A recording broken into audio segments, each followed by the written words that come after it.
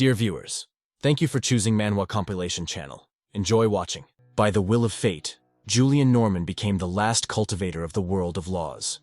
It so happened that after his ascension, his path to becoming an immortal celestial was cut short, and the heavenly palaces were destroyed.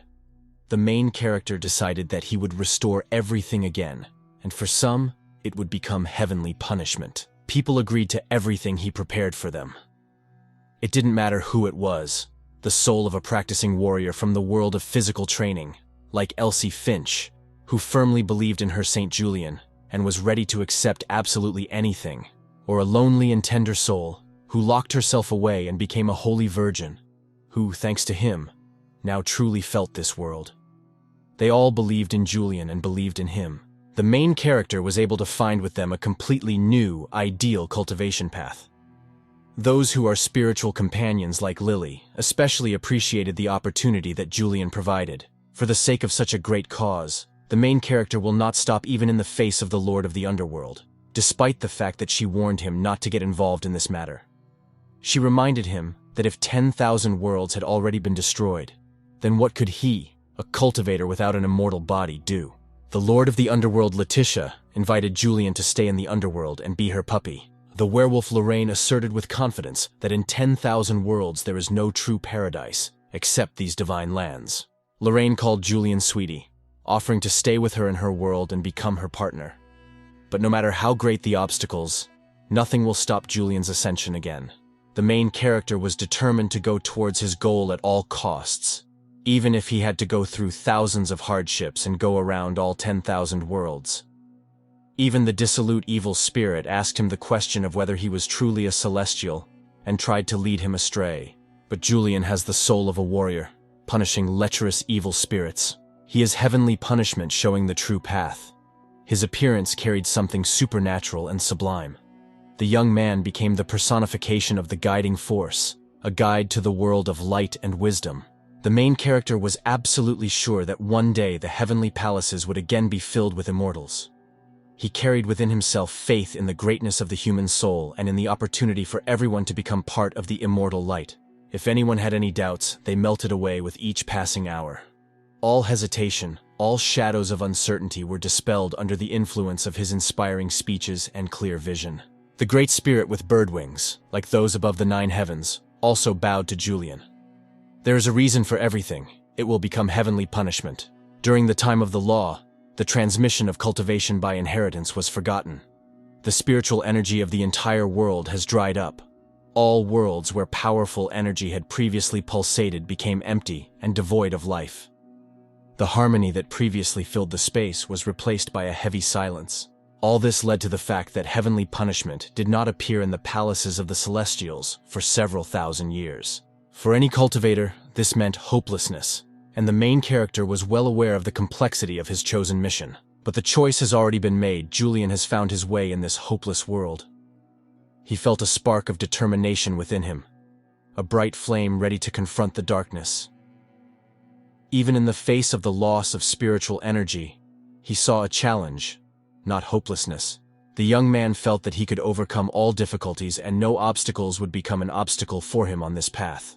He became the last cultivator of this world, and today, he will ascend. An incredible surge of strength gave the main character self-confidence. He will become a celestial. Rapid flows of divine energy awakened in him supernatural powers that he had once only dreamed of. High in the sky, among the clouds, the majestic palaces of heavenly punishment were located, and they were waiting for their new ruler. These unknown palaces of light were the gates to the higher spheres, the place where everything divine was embodied. Once upon a time, Julian Norman was an ordinary, unremarkable guy, but this is only at first glance. Those who knew him closely could tell a lot. In the human world, there are many who believe that one can become a great hero, fluttering in the skies like an immortal celestial. This legend was spread among those who seek the strength to overcome difficulties and become a beacon for others. People simply believed, but did not take any steps to find out more or somehow change themselves for the better. Only Julian tried his best every day. The young man found all these ancient legends and walked around the whole world alone. He penetrated into the most secret places of the world, where civilizations once flourished or kingdoms perished. His campaign turned into a great journey into the world of light and darkness. Each of his deeds became part of a great legend about how one person can change the course of time and return what was lost. Every place Julian visited brought new revelations. He managed to connect the pieces of the puzzle of legends into a single story, collecting knowledge that stretched across centuries and continents. In his hands, legends became parts of a huge mosaic picture, revealing the legends of antiquity. As a result, the main character was able to collect cultivation techniques that had been crushed into small pieces and scattered throughout the world. Julian plunged headlong into these ancient remains of past power, plunging into the streams of time and forgotten eras, collecting spiritual energy in small particles. He tuned into the spiritual rhythm of this world, allowing himself to realize all its secrets. Only through his work did the main character manage to strengthen his capabilities. He was gifted with unique abilities that exceeded the capabilities of an ordinary person, and he strove to fully realize them. Julian's journey into the world of ancient power and the collection of spiritual energy led him to the discovery that this place really exists.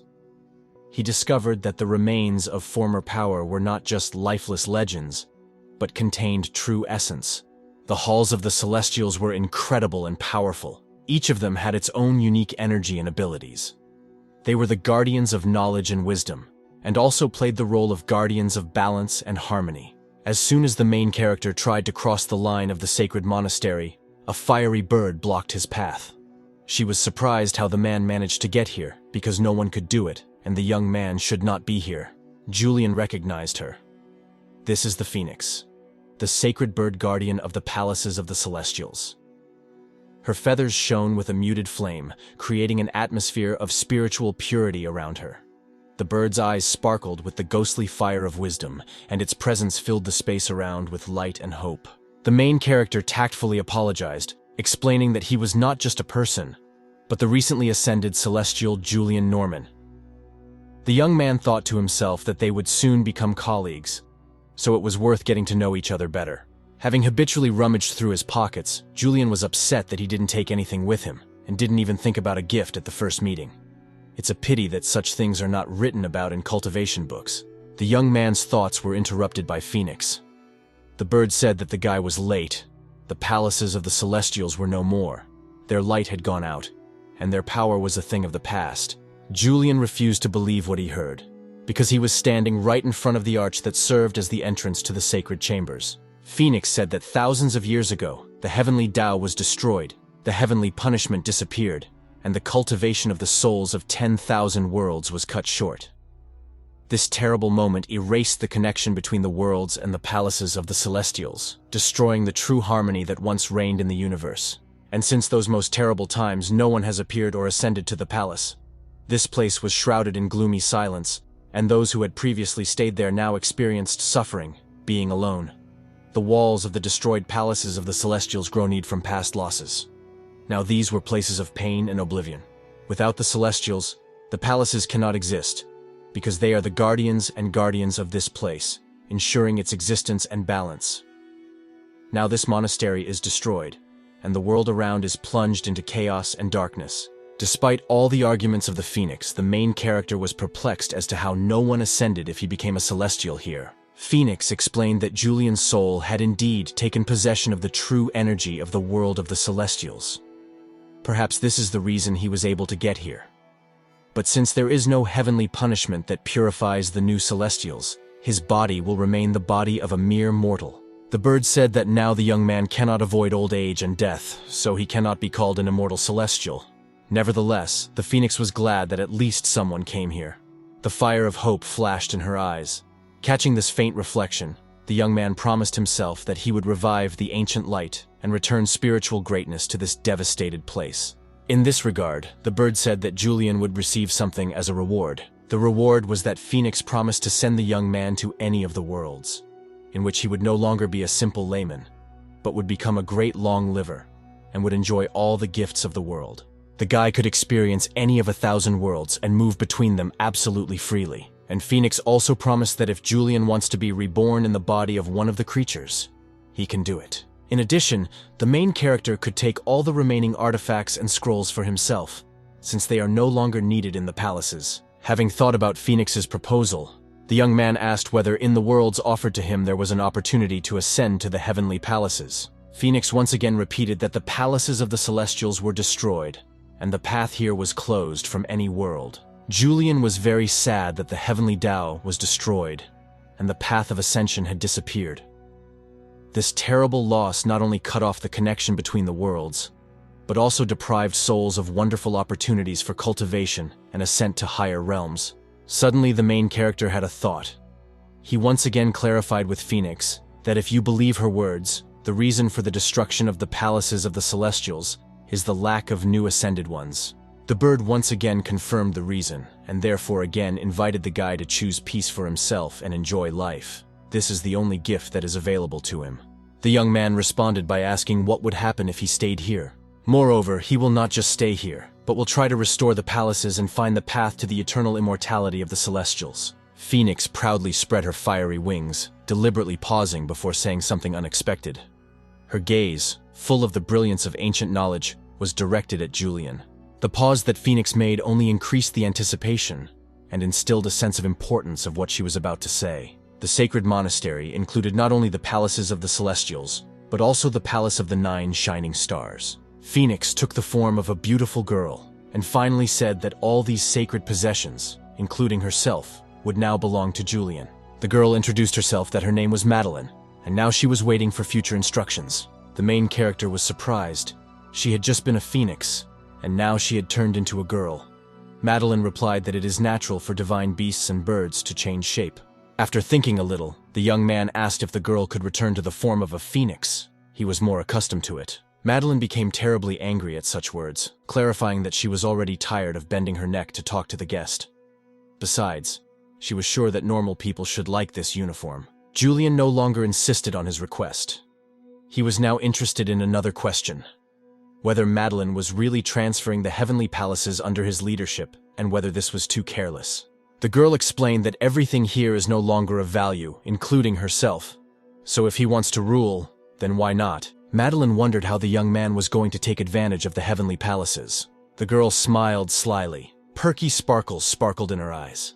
She knew very well how to emphasize her mystery and bring some fun around her. Phoenix laughed and asked if Julian wanted to take advantage of her herself. The young man smiled back, assuring that he didn't mind, because everything here needed to be restored. Besides, it doesn't matter what he does, because the first thing he needs to do is become stronger. The first task he gave her was to run for pills. He was sure that there were caves in the heavenly palaces that were suitable for cultivation, and the guy was also interested in the Star Palace. Meline didn't quite understand what they wanted from her. Julian explained that he must restore the transmission of divine power because in his world it was lost. He had to rely on his own strength and cultivate before ascension. He said that he had mastered only 7 spiritual practices, and now it was time to make up for what he himself could not find. The girl was upset, explaining that there was practically nothing here. Julian was upset, not expecting such a turn. Meline explained once again that this place is now just ruins. The cultivation pills turned to dust, and the artifacts also lost their power.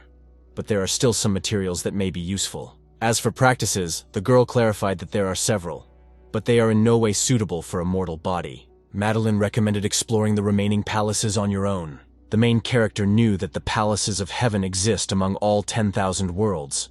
But since they are now destroyed, this means that the 10,000 worlds are now divided. And although it may seem that they are not so far from each other, in fact, all parts are separated and located in different worlds. The young man felt offended and he spoke out to Meline, because she promised that all the palaces of the Celestials now belong to him. But in fact it turned out that only a small part belonged to him. The girl clarified that in fact this is not so little. First of all, Meline presented the guy with the mirror of the search for gods. In appearance it was quite a complex and difficult subject. Thanks to this mirror, future celestial beings and celestial artifacts can be found, and this mirror is still intact, although not very well preserved. Meline warned that this mirror cannot yet be used to its full potential, but thanks to it the young man can see different worlds. The girl admitted that she herself uses this artifact to see which world has the most river sources, and offered to look together. The first thing that caught the eyes of the main character was a shining man in one of the worlds, and he asked what it meant. The mirror showed the silhouette of a girl standing in the center of a small arena. Her figure was surrounded by a mysterious light that set her apart from the surrounding gray world. A magical window into another world captured not only the girl's appearance, but also the energy that radiated from her essence. Meline explained that that girl had hidden ascension potential, and in fact this mirror was often used to find such people. The young man asked Meline that, according to what she said, he could get to other worlds through this artifact. In response, Meline was offended. As soon as Julian saw the beautiful girl, he immediately decided to move, and this really hit her self-esteem. The main character did not notice the change in his interlocutor's mood, being glad that he could now begin recruiting newcomers. The young man's attention was completely riveted to the mirror, where the mysterious girl in the arena was reflected, and Meline had already faded into the background. The mirror magically held her in its reflection, promising to reveal all the secrets and mysteries of this mystical world. Julian reminded the Phoenix girl that she herself had told him that the heavenly palaces were destroyed due to the lack of new celestials. That is, in order to restore them, they need new income here. Meline objected that this was impossible, because the heavenly punishment had disappeared and the path here was closed. No one else could become a celestial. Moreover, despite the fact that Julian managed to ascend, his body is still mortal. The main character tried to calm the girl down, even if it's not possible to move yet. He has extensive experience in finding opportunities to get here. Without thinking for a long time, Julian dived into the mirror. It didn't matter to him what would happen to that other girl if she succeeded in ascending. The guy didn't care about the fact that there was no heavenly punishment. Right before his eyes was that glowing girl, who for some reason had a chain around her neck. Julian was very determined.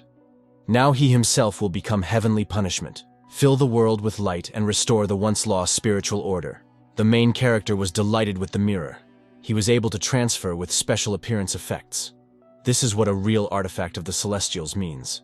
In addition, the transfer point turned out to be very accurate, right in front of the target. Standing in front of the astonished girl, Julian greeted her, introducing himself as the heavenly punishment she was lucky enough to meet. The girl did not understand what he meant.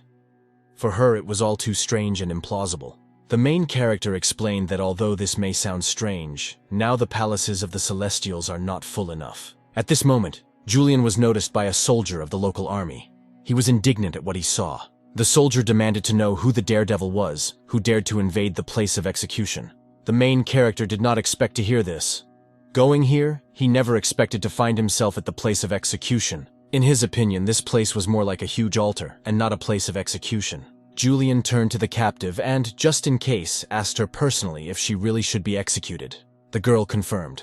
The main character was even more surprised. The girl should ascend and become a celestial, but instead sits quietly and waits for death. Instead of the girl, Julian was answered by a bird that suddenly appeared next to them, which the guy immediately recognized. The feathered messenger again recalled what had already been said. The path to the palaces of the Celestials is closed. There are no more cultivators, and this girl has no cultivation. Bird Meline explained that the mirror of the god's search determined this goal. Most likely because this girl had somehow reached the pre-celestial sphere. At that moment, the guards were already hurrying towards the young man to grab him. The main character, without hesitation, broke the chain that held the captive in place. The next step was to leave this place. To move, the young man used the third seal. Julian and the captive disappeared in the blink of an eye, leaving the guards in bewilderment. The guards mistook the guest for a spellcaster from the western regions. The ruler of the place where the captive was, experienced many emotions, delight and surprise at the same time. The king waited for an explanation from his doctor Cameron Davis, but he himself could not understand anything. At this moment, the main character and the rescued girl were already in the forest, far from the dangerous place. Under the cover of trees and the soft whisper of leaves, they felt safe. The forest was full of living energy, and the air was filled with freshness and calm. Meline, still in the form of a bird, sarcastically praised the young man for the trick he had done. In fact, he pretended to be able to transport himself to another place, and also added effects.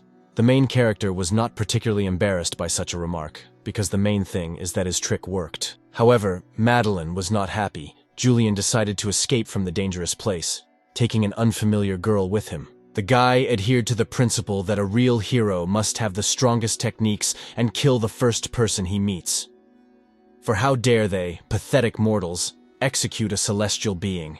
Meline decided to continue his thought, suggesting that the young man would start by killing a weakling, followed by someone stronger, and thus raise his cultivation rank, reaching the very heavens. Julian did not agree with the bird's line of thinking, deciding that she had simply watched too much anime. Turning to the kidnapped captive, the main character decided to start over. He said his name again and reminded her that he had come here to help her ascend. The stranger clarified that to ascend means to become a celestial. Julian was glad that the girl understood what we were talking about, which means that there is still basic knowledge about cultivation in this world. Starting with the fact that although they are in a hurry with the recruitment of celestials, he would still like to know something before that. Now, turning to the bird, the main character clarified that the previous heavenly punishment somehow tested the future celestials. Meline just sighed in confirmation. Julian turned again to the stranger, wondering what she had done wrong, that she was about to be executed. The girl admitted that she killed the emperor. The main character already regretted that he came across this villainess. As it turns out, she has a lot of crimes on her record. The girl betrayed the state, was involved in conspiracy, theft, piracy, and bribes. The runaway decided to tell everything about herself. Her name was Caroline Taylor. She was the adopted daughter of Dr. Cameron Davis from the Kingdom of Rubenstein. Her adoptive father hoped that one day she would become an imperial concubine, so he taught her the art from childhood. A few years later, a conflict broke out in the Kingdom of Rubenstein. The border commander Blake Barrington seized the moment and burst into the capital, killed the entire family of the emperor, and proclaimed himself new. He was a cruel and domineering emperor, and many heroes rebelled against his power. But on the side of the new emperor was a huge army led by the unsurpassed General Bryden Martin. They destroyed all their opponents, including the rebel heroes. Caroline's adoptive father, Cameron Davis, wanted to end the unrest. Teaming up with local authorities, he sent Caroline to seduce General Bryden Martin. The girl was very sweet by nature, so she managed to win Braden's heart. Later, the father ordered the preparation of a beautiful room in which the girl waited for the new emperor Blake Barrington. When Blake approached her, he revealed everything. The main character listened with delight to the story of the girl he saved. Meline, who was still in the form of a bird, was also carried away by the story and asked to tell the main part. The girl said that she did everything according to plan, took out a spear hidden under the blanket and attacked the emperor. They fought for a long time.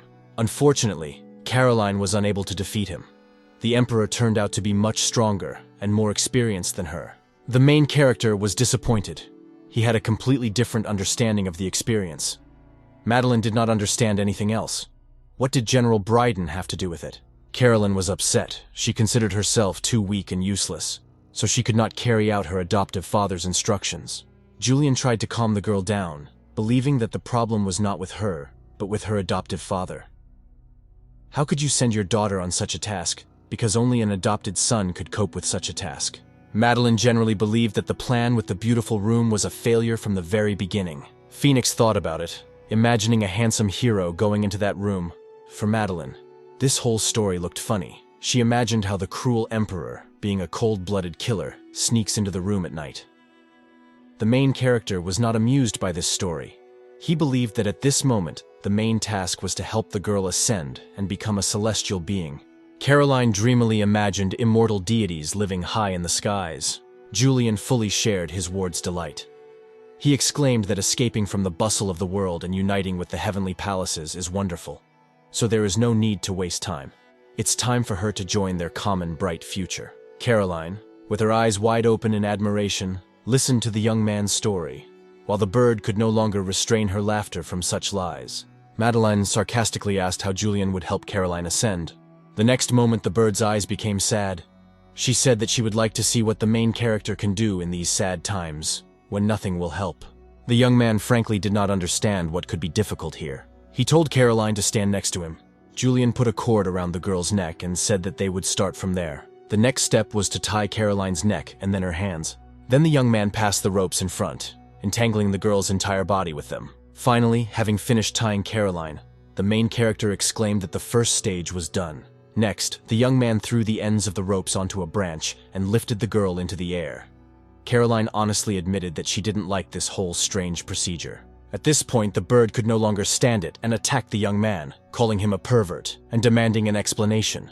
Julian didn't understand what the actual problem was, because he wasn't doing anything wrong.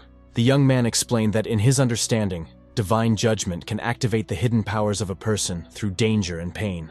Since the main character did not know what the pain threshold of his ward was, he decided not to immediately move on to a serious test. He decided to start with the safest option. Meline was already beginning to guess how Julian managed to ascend to heaven. Just in case, she clarified whether this was so. The young man confirmed the bird's guesses, recalling the old days with a smile. Phoenix was not just surprised, she was shocked, because it turns out that according to Julian, heavenly punishment is not about mercy. The young man laughed in response. That's right, it will be an act of punishment. Looking around the ropes, the main character asked Caroline if she was ready, because they were moving on to the next stage. The girl was scared, but she was ready to endure everything. Well, her answer completely satisfied Julian. The young man let go of the chain with which he was holding Caroline. The ropes spring back and sharply lift the girl even higher into the air. The fastening was pulled through a tree branch right above a small cliff, and Caroline found herself hanging above the ground. Her heart was pounding wildly with fear. The main character was pleased with his ingenuity. He advised his ward to ride the divine wind, enjoying its natural power. The next moment the girl landed safely, wondering what to do now. Just lie there and wait, or something else will happen. Julian was already hurrying towards her with a shovel. A few minutes later, the main character completely covered Caroline with sand. Now Phoenix was really starting to worry about the girl. The Ascension did not come, and the next stage was the test by water. But the depth did not frighten Caroline. On the contrary, she felt calm there. A minute later, the girl's calm was replaced by severe fear. She began to be carried away by the current.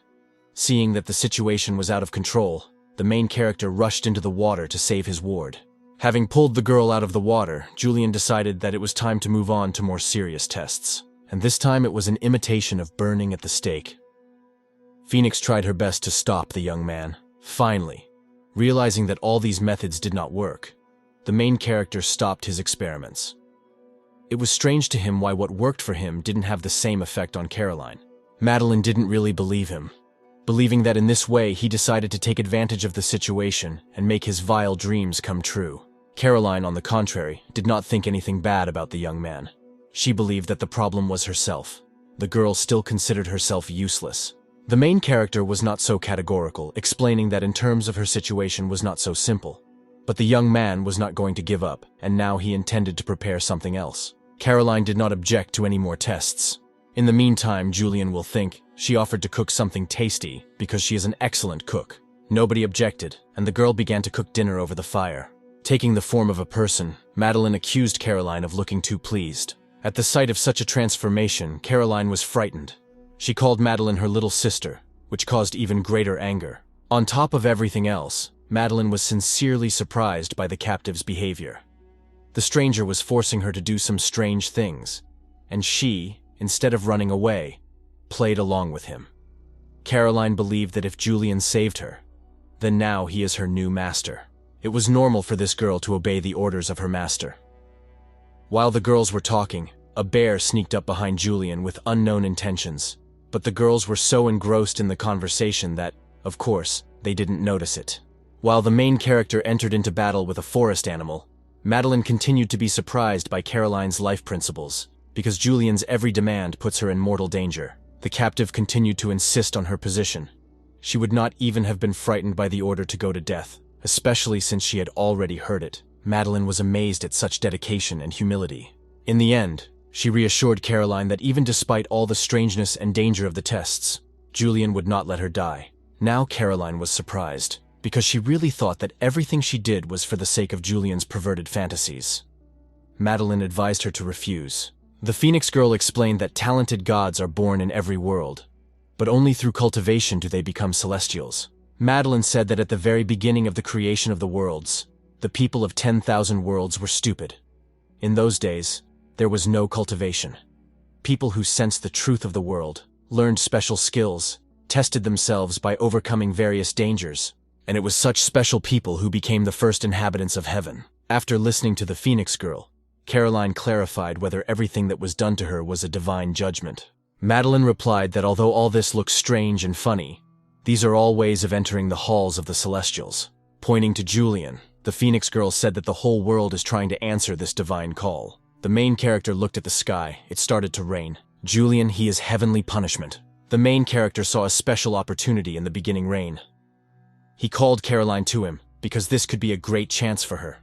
His ward sat with her back to him and did not respond. Madeline was the first to notice that something was happening to Caroline. It was a still unclear process. Turning into a phoenix, Madeline rushed to warn Julian about the danger. Caroline, who was timid and submissive just a few minutes ago, has now changed dramatically.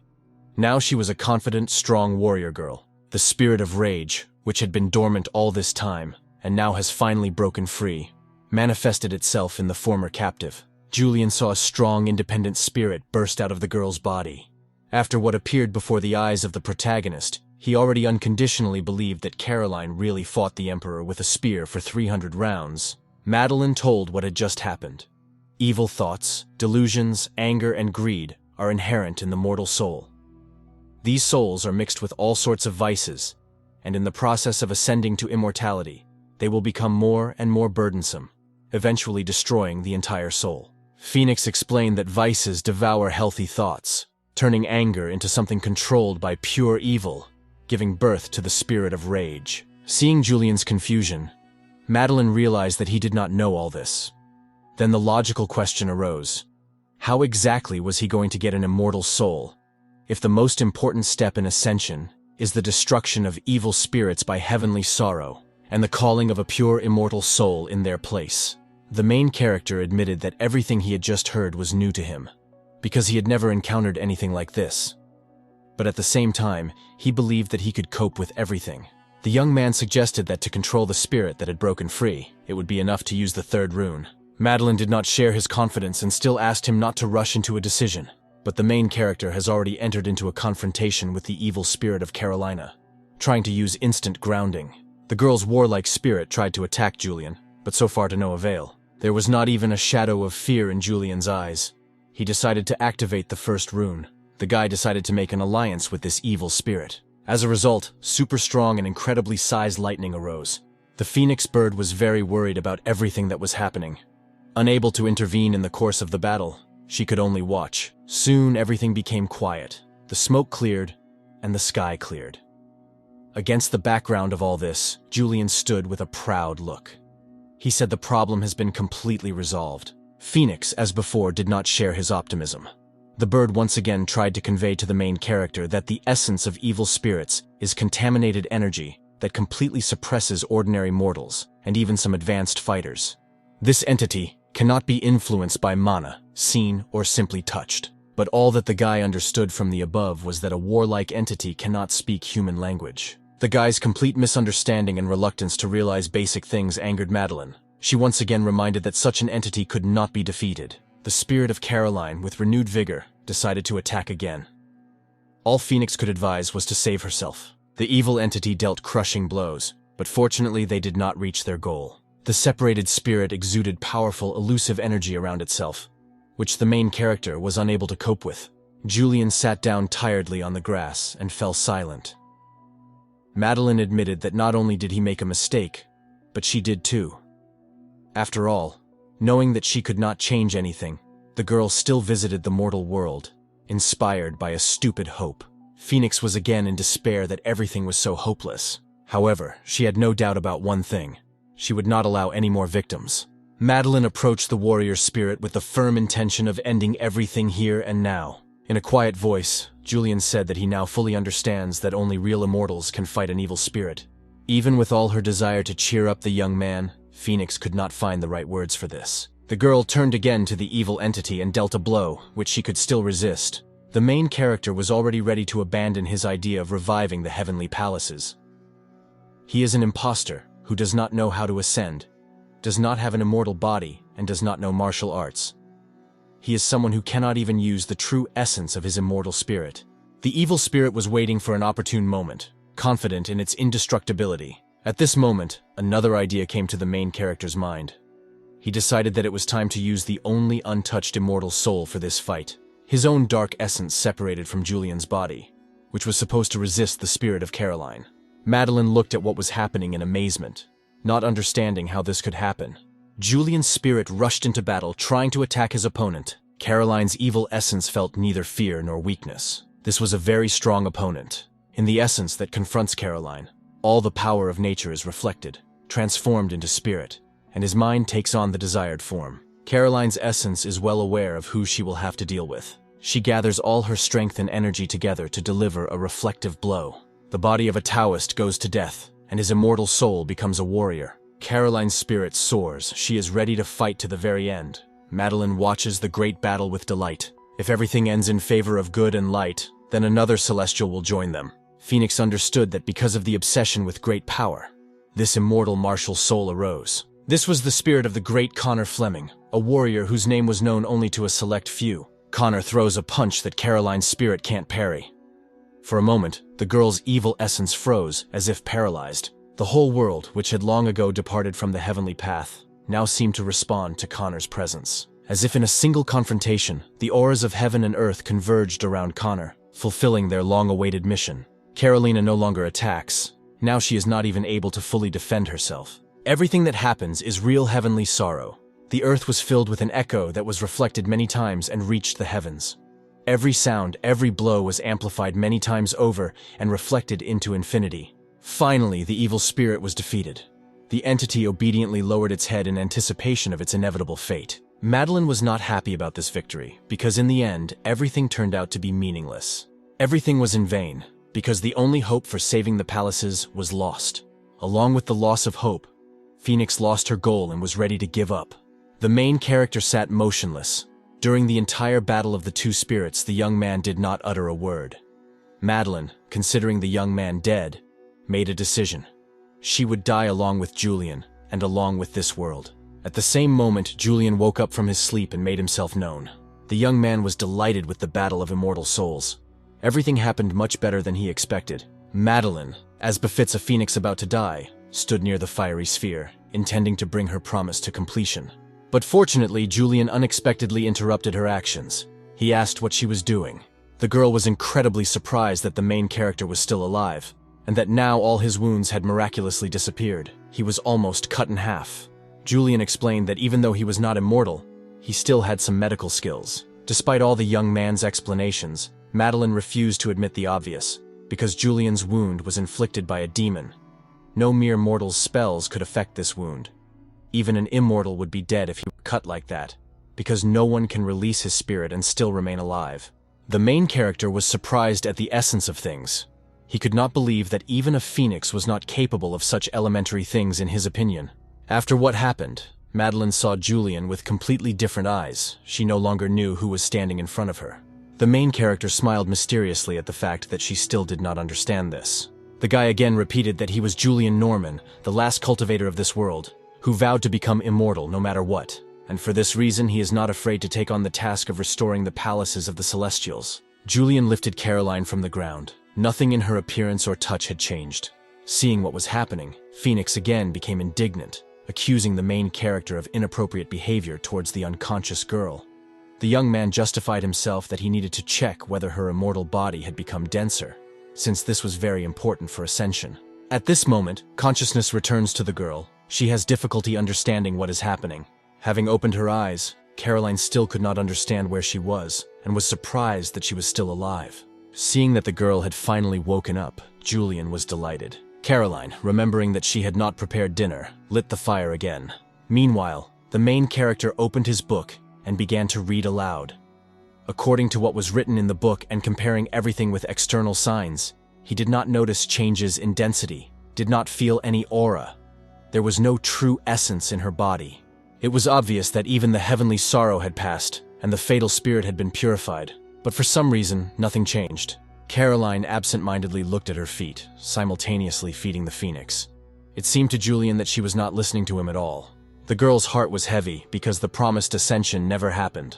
Julian explained that such things as cultivating immortality come from the word recklessness, and it is normal to fail in this matter.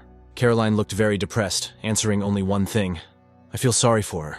The main character looked at his ward with sadness, but he still did not lose optimism. He already realized that the girl remembered everything. Caroline said that for her, everything that happened looked like a dream. The girl admitted that at that moment all sorts of bad thoughts entered her head. She understood that she was attacking and trying to kill. Julian knew exactly what she meant, because it was similar to how he felt when he controlled his own spirit. Therefore, the young man suggested trying again. believing that this time everything should work out. Phoenix, with sarcasm in her voice, asked the main character if he really wanted to be held on the ground again and beaten half to death. Julian made the excuse that at that time, it was just an accident. The guy assured that he was now completely comfortable with his powers. As he assured, the fatal spirit had been purified, and this time he would try to hit Caroline with a direct blow of the thunder grab. The girl promised to do everything in her power. At that moment, a fired arrow whistled over the clearing and a cry was heard that the fugitives had been found, and now the main thing was not to let them escape. The commander of the search party ordered his soldiers to use fire arrows, mentioning that in accordance with the king's orders, all fugitives must be killed. The main character was impressed that they were discovered so quickly, but this did not frighten him. Unlike Julian, the Phoenix was frightened by what happened and called to get out of here immediately. Julian was sure that dealing with several soldiers would not be difficult for him. And despite the bird's warnings that he was not strong enough for this, he asked her not to panic about this. Phoenix warned that if the young man let the soldiers get too close, there would be serious problems. There was a sudden burst of energy and something happened that Caroline had never expected. All the soldiers suddenly disappeared, leaving behind only fragments of their uniforms. The girl was delighted with the trick done. The first thing she thought was that if she were struck by lightning like that, she would probably look the same. The main character was pleased with himself, explaining that he did not want to do this, but he was forced. Phoenix explained that a mortal's mind becomes scattered, and his spirit becomes unclear. And as soon as he is in the range of the heavenly tribulation, he will be picked up and become part of it.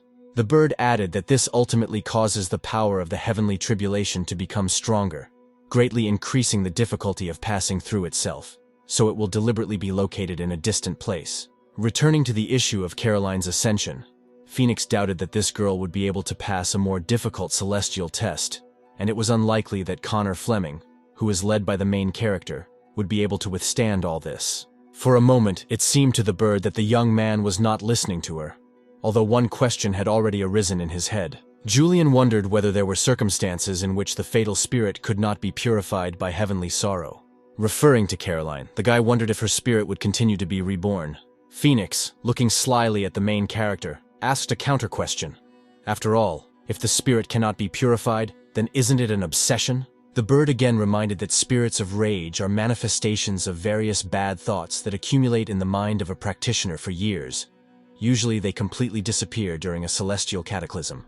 At the same time, if the practitioner himself has some emotion that is very strong and cannot be released, then it will become an obsession, allowing fatal spirits to constantly be reborn and be an obstacle on his path to ascension. Flying up to Caroline, the Phoenix explained to Julian that usually cultivators clear their minds of karma and even undergo special spiritual practice to tune their minds before taking the final step. But this young girl, from whom he expects ascension, is most likely can't do this. The main character again interpreted everything that was said in his own way. He was sure that all he had to do was improve the girl's mood, and everything would work out for her. To begin with, our heroes decided to go with the divine talisman to a distant city. After changing into different clothes, Caroline asked Julian, whom she now called Master, if he wanted her to wear this style of clothing. The main character perceived the essence of things in a simple way, holding the opinion that just as a pill cures diseases, clothes solve 1,000 sorrows, and the easiest way to make a girl happy is to go and buy her something. Phoenix believed that the guy had obvious problems understanding how to put his mind in order, although she partly agreed with him. Phoenix noticed that all these clothes were not cheap. She asked if the young men had money for all this. Among all the variety, Julian noticed a cute little dress, hoping that next time he would force Caroline to wear it. When asked about his finances, the guy replied that the girl would pay for her clothes herself.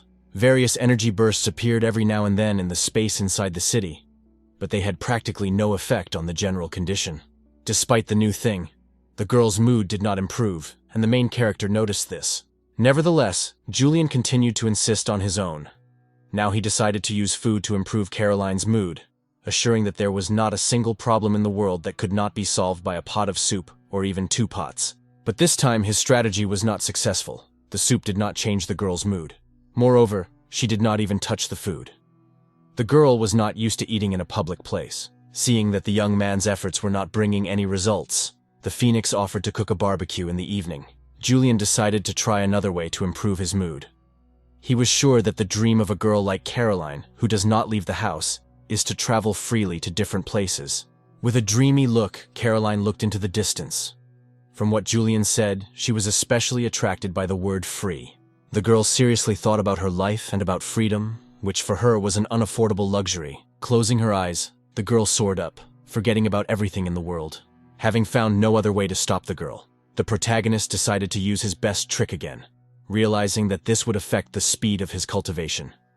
But all this was done by him for the sake of ascension to heaven, and, in fact, was only a small sacrifice. But the bird did not like the so-called small victim, and she once again attacked the main character with accusations of unhealthy fantasies. Abandoning his idea, Julian sank to the ground and thought. He had already tried everything to cheer Caroline up, but nothing helped. The main character could not understand why nothing was working with this girl. The young man decided to share his experiences with the bird. In his opinion, something was clearly wrong with Carolina. But the phoenix did not share his thoughts, believing that the problem was not with the girl, but with himself. A wanted notice for 2 criminals had already been posted in the city. Photographs of Julian and Caroline were attached to the description. The royal court ordered their immediate surrender, and by order of the Prime Minister, all citizens were forbidden to leave the city in the direction of the west. Seeing the girl's frightened look, Julian guessed that she was worried about her family, but he hadn't even thought about it. In this regard, the main character considered that the best solution would be to take Caroline to her house. Seeing Caroline unharmed, her sister Hannah was very happy. They no longer hoped to see her alive. The girl's other sister, Miranda, who was standing aside for now, asked if he was the man who saved their beloved younger sister.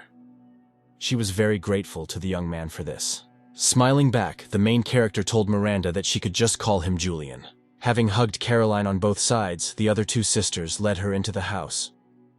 Miranda and Julian walked slightly behind. The young man was surprised that they had such a large family. The girl said that they were all adopted by the master and were very friendly because they grew up together. The main character, remembering the story of his ward, said that the master raised his righteous daughter as a military general. He knew that we were talking about the Prime Minister.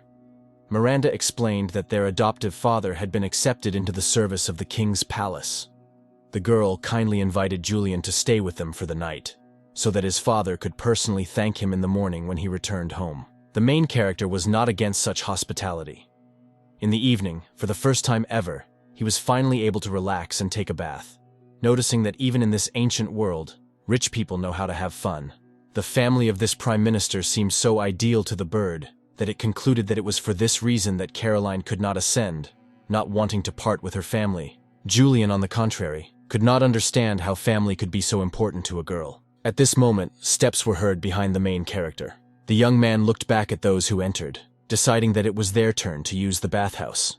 Miranda said that they would like to serve their dear guest, if he doesn't mind. Julian was shocked, not knowing what to think. Various thoughts came into my head. Hannah confirmed his guesses, saying that she and her sister were now at his disposal. Julian was greatly embarrassed by such a proposal, asking whether it was necessary to organize such a reception, and whether this was really the mortal world. Miranda was not at all embarrassed, and asked the guest not to be modest, because if a dear guest was staying in their house, then she, as a righteous daughter, should organize a cordial reception. Julian couldn't believe his ears. He asked again if these were really the rules. The dozing bird fell out of his hands and fell into the water. Noticing the young man's confidence and embarrassment, Miranda said that if he liked another sister, then after bathing she could call her too. Hannah did not recommend getting out of the water while swimming and running back and forth because it was cold. Having calmed down a little, Julian asked the girls if they consider themselves righteous daughters of the Prime Minister. Then, is it really necessary to do such things? Miranda was not at all embarrassed by this question.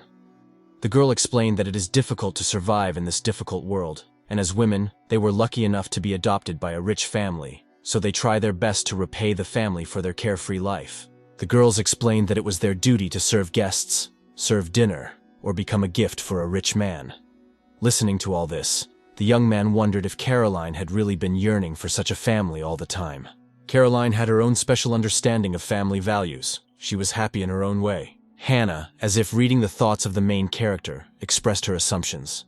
The guy fell in love with their younger sister at first sight, and therefore saved her. Julian didn't answer, but from the look in the young man's eyes, Miranda realized that Hannah had hit the nail on the head. The girl guessed that he would prefer to see Carolina next to him now, but the fact of the matter is that she is not allowed. Miranda said that her father raised Caroline as the wife of the emperor, and and prepared her as a gift to the palace, so she cannot serve different clients. But since the emperor is already dead, the girl's path to the palace is now closed, and that is why her father sent her to that battle. Noticing that the young man was upset, Hannah said that if he wanted to enter the residence and become a client, then he had every chance. The only problem was that the girls themselves cannot make the decision.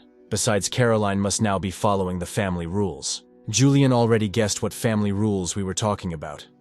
The girl accepts the punishment. By this time, Caroline's entire back was covered with marks from the lashes, but the girl did not utter a word. She was obliged to accept this punishment. The sisters confirmed Julian's assumption. Everything was exactly like that, because Caroline failed the task given to her by her father. After the punishment, Caroline lay on the lap of her sister Samantha, who was now busy calming down the offender. Samantha asked her sister not to move. Although she had already removed the splinters by that time, scars might remain if the ointment was not applied. Caroline was worried that this time she had let her family down. Samantha said that the residence has been turned upside down, and her father rarely comes home lately. The sister's eyes became sad. The girl thought about something of her own. After a short pause, Samantha added that now there is no need to worry, because the most important thing is that Caroline is alive and has returned home. The time was late, and since the culprit had already received punishment, the elder sister advised her to go to bed early. It was clear from Caroline's look that she did not want to leave, and Samantha offered to keep her company, as she had done in childhood. The main character walked along the corridor, leaving behind large drops of water on the floor. Noticing the young man, Samantha, slightly surprised, fell silent. Julian stood in a dressing gown with a wet bird in his hand and smiled. Samantha already realized that today she would not be able to stay with her sister. Having promised not to disturb, the elder sister hastened to leave them alone. Confused by such an unexpected appearance, Caroline greeted the celestial lord. Carelessly placing the lifeless bird on the floor next to him, the young man reminded that he had asked to be called simply Julian. Samantha did not dare to leave. She was worried about her younger sister, who was left alone with a man. Finally, unable to bear it, the girl looked into the room to remind her that until her father gives consent to their marriage, nothing strange should be done. The guy hastened to reassure his older sister.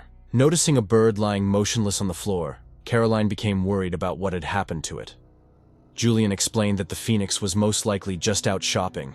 The main character approached the window, intending to start an important conversation. The young man said that he does not know what their world is like and what the girl's life is really like, and he has no right to judge. Trying to find the right words, he suggested that Caroline seemed to love her family. After thinking for a moment, the girl replied that everything was exactly like that. Julian knew she couldn't just stop worrying about them.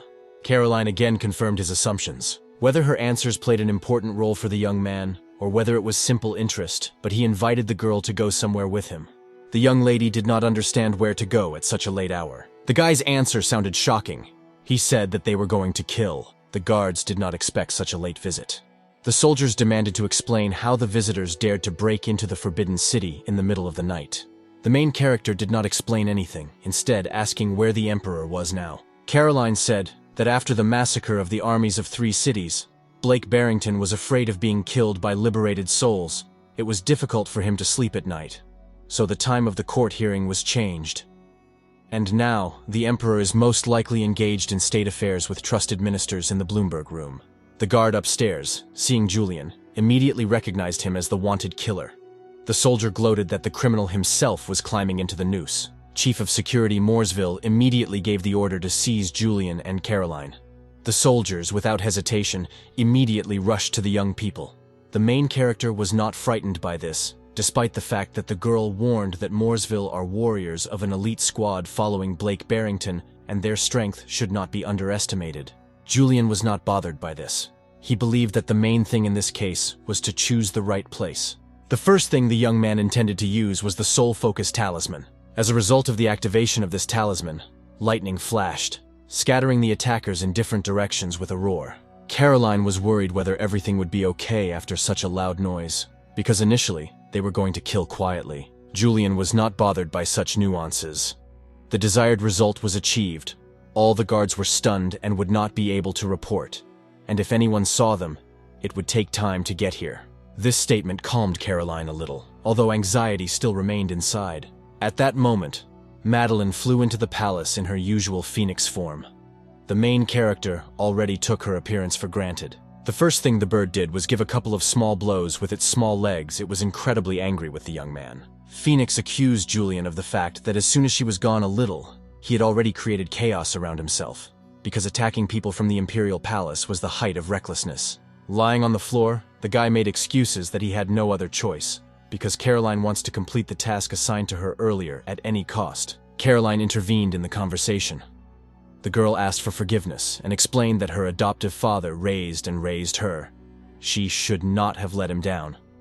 Besides, if she doesn't complete this task, then one of the sisters will have to do it, and she would have to allow that.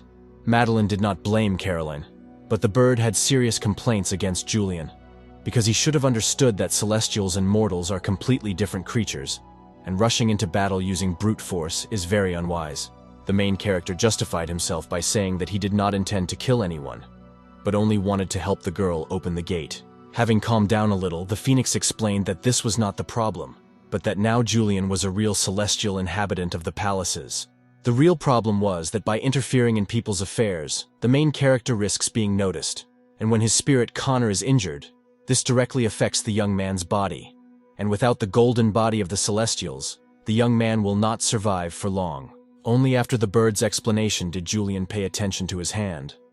There was a small wound on it. Caroline felt guilty, so she asked not to interfere, and as soon as she completed the task, she would immediately find Julian.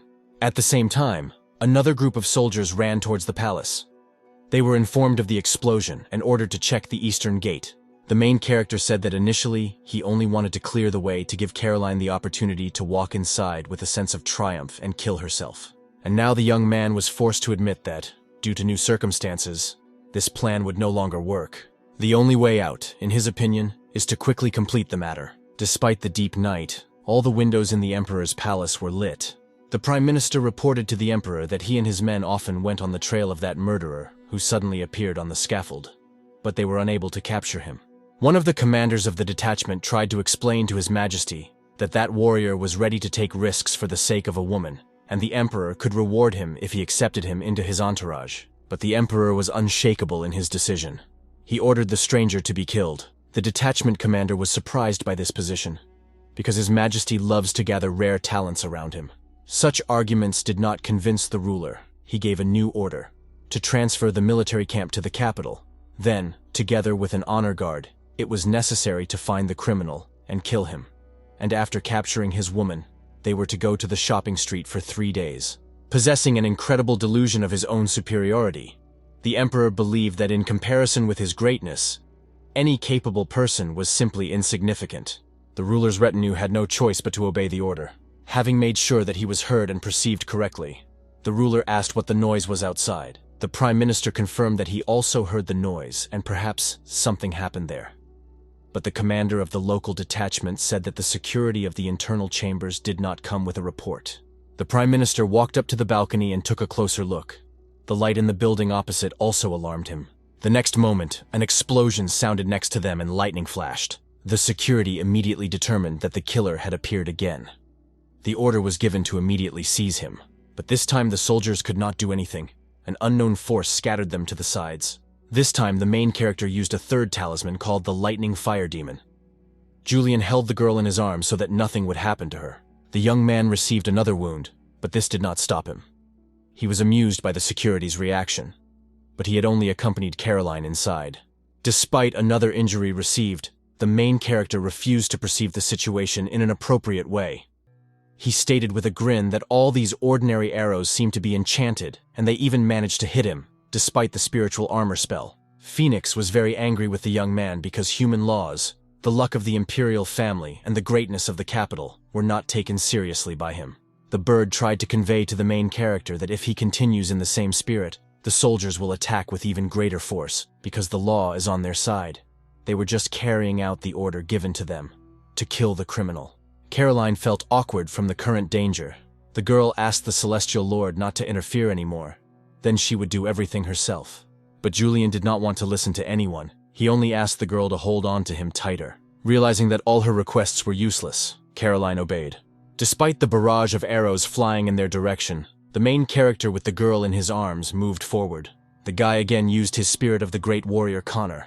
Now the young man and the unsurpassed warrior spirit were on the same wavelength, as a single whole. The main task for the celestial being and his spirit now was to break through. The ruler's retinue watched from the balcony what was happening. They already realized that the same killer was standing outside the palace, and they were surprised that he alone was going to break inside. With all his appearance, the emperor demonstrated that the situation did not bother him much. He placed all responsibility on his people. The guards were ordered to protect the emperor, and the soldiers obeyed. Coming closer to the main character, the warriors stood up as a wall, blocking the guy's path with shields. The young man had no time to tinker with all this, and he again used the first talisman called Focus of Souls. Blue lightning flew towards the soldiers, but at that moment something went wrong. A dragon appeared right behind the soldiers' shields, its features reminiscent of an emperor. There was a collision of two energies, fiery and heavenly blue. The soldiers did not retreat, but stood up as an even denser wall.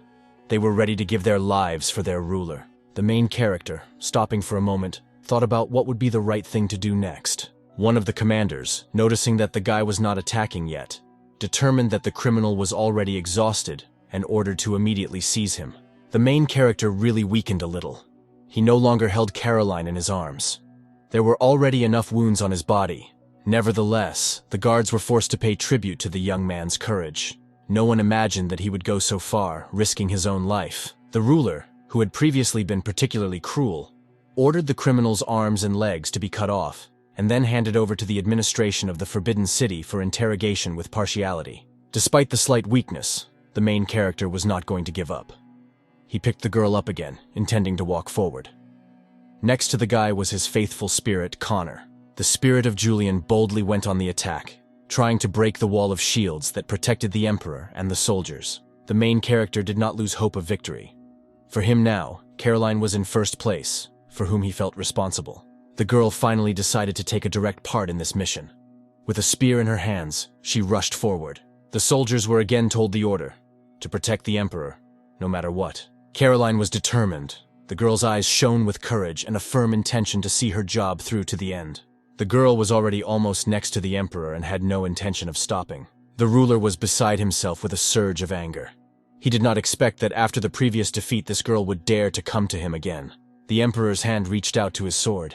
He could not tolerate such unheard of insolence, but the girl's spear was already very close, ready to hit the villain at any second. Caroline looked straight into the eyes of His Majesty with a decisive look. Now with all her soul she wanted his death. The sharp tip of the weapon was already touching the emperor's neck. Looking at the girl, he said that her spear was like an alarmed swan, and 1,000 warriors could not compare with her. The ruler praised Caroline's skills. The emperor also recognized her courage and devotion to the very end, because despite the consequences, she decided to break into the palace in the middle of the night. Blake, with sarcasm in his voice, expressed admiration for Cameron Davis, because he raised an excellent daughter with a good warrior spirit. Cameron tactfully accepted the praise, saying that he did not deserve such flattering comments from His Majesty. Caroline looked at her father with sadness. A silent question froze in her eyes. At this moment, the father orders his daughter to remove the spear. The girl froze in bewilderment. Cameron's order came unexpectedly to her. She reminded her father that he was being held here against his will, and she intended to save him, especially since General Bryden was not here. And without him, the soldiers were not so strong and confident. In response to stubbornness, the Prime Minister, unable to contain his emotions, slapped his daughter in the face, and once again repeated his order to remove the spear. Caroline never expected that her father would side with the self-proclaimed ruler, and she still stood in bewilderment. Realizing his superiority, the Emperor laughed loudly, explaining to the girl that the Prime Minister was faithful to him and had always been so. Blake explained that the transfer of the throne is an important event in the country, and although they conquered the sky, they still did not conquer the hearts of the people. And since they ascended the throne, the influence of the previous dynasty has only increased, and local families follow where the wind blows. Caroline's father was indeed devoted to the new ruler, addressing whom he said that since his despicable servant had killed the previous emperor, then His Majesty should not worry about previous troubles and entrust him with an important matter that would certainly open the eyes of the people to honest thoughts and will conquer the whole country. Blake said that he remembered very well that Mr. Cameron served the previous dynasty, and he also led the retribution. This is also considered loyalty, and the ruler will always find a worthy appointment for a loyal person. After what had been said, the entire retinue fell to their knees, pronouncing one of the main slogans. In the heart of the emperor is the sun and the moon, and in the hearts of the people is the emperor. The main character, who was watching everything from the side, was annoyed by this prolonged performance. The young man was disappointed with the old man because he played dirty and most likely, in addition, also sold those who were also involved in the murder of the previous ruler. To slightly dilute Julian's disappointment, the Phoenix suggested that now Caroline, most likely, will no longer have any attachments and she can calmly become a celestial. The young man liked this news. Caroline was broken. The girl was forced to submit and admit that His Majesty and Mr. Cameron are a ruler and minister, whose wonderful conversation will certainly go down in history, and may the heart of anyone who is not faithful to His Majesty be blackened. The girl, hanging her head, lowered her spear. The ruler ordered the offenders to be seized and given poisoned wine to drink so that their bodies remained unharmed. At that very moment, the soldiers surrounded Julian, who did not even think about running away. The young man was extremely disappointed. The emperor continued to practice cynicism, saying that Mr. Cameron was a respected official, and they generously appreciated his talent. But since the criminals were hired killers, not sentencing them to death was tantamount to encouraging disrespect for the emperor and the law. Looking at his drooping daughter, Cameron said that her intrusions into the palace and the praise of His Majesty were enough to be included in the descriptions of the lives of famous women. So the girl should be grateful for such a great honor to be immortalized after death. The father's words became the last straw in the cup of patience, and the girl, unable to bear it, burst into tears, because she was ready to die for her father, and not in order to go down in history. Mr. Cameron was silent, not knowing what to answer his daughter. The man was well aware that he had just betrayed his own child. Even in such a situation, Caroline did not flare up with anger towards her father. Moreover, she said that she was very lucky that Cameron adopted her, and she was lucky to live with her family. The girl admitted that sometimes it was hard and tiring for her, but she still believes that she lived the happiest life. Caroline added that she was ready to give everything to repay for such happiness. When the girl fell silent, the father handed her a cup of poisoned wine and told her to follow the order. Another servant approached Julian with the same cup of poisoned wine and asked him to do the same. Turning to the Celestial Lord, Caroline affirmatively asked that he could leave here at any moment. The young man confirmed that this was not a problem for him and asked if she wanted to leave with him. The girl took the cup of wine in her hand and, smiling, asked for forgiveness. She refused to go with him, explaining that she could not become a celestial being. Having finished speaking, Caroline raised the cup to her lips to drink the poison. After that, she knelt down, placing the now empty bowl next to her. Having sacrificed herself, the girl consoled herself with the hope that now everyone could continue their happy life. The emperor, who had been silent until then, suddenly remembered that the prime minister had other adopted daughters, and, accordingly, they could not be left alive, because they could be the same. Cameron objected to the ruler, assuring that the fighting skills of the other daughters could not be compared with Caroline, because those girls were used exclusively to serve clients. The prime minister promised that tomorrow he would send the remaining daughters to a brothel as prostitutes for officials. Her father's promise shocked Caroline. Phoenix advised the main character to quickly leave this place, because he has too much influence on this world, which is increasingly trying to reject him, and if the guy hesitates, then something else will happen. Julian now recognized that the human world has its own laws, as well as problems of good and evil that should not be decided by the Celestials. Taking a cup of poison in his hand, the young man said that immortals and ordinary people are too different, and the greater the power, similar to the power of immortals, the stronger its shackles. The next moment, with a change in his face, Julian added that if disgusting things are so dishonest, then heaven and earth can be turned upside down. A vortex of blue energy appeared around the main character, ready to destroy everything around him. Clenching his fist, the guy shouted that freedom is the main value in life. If he does not have freedom, then what kind of celestial can he be? With these words, Julian struck the prime minister. After the second blow from the young man, Cameron did not get up.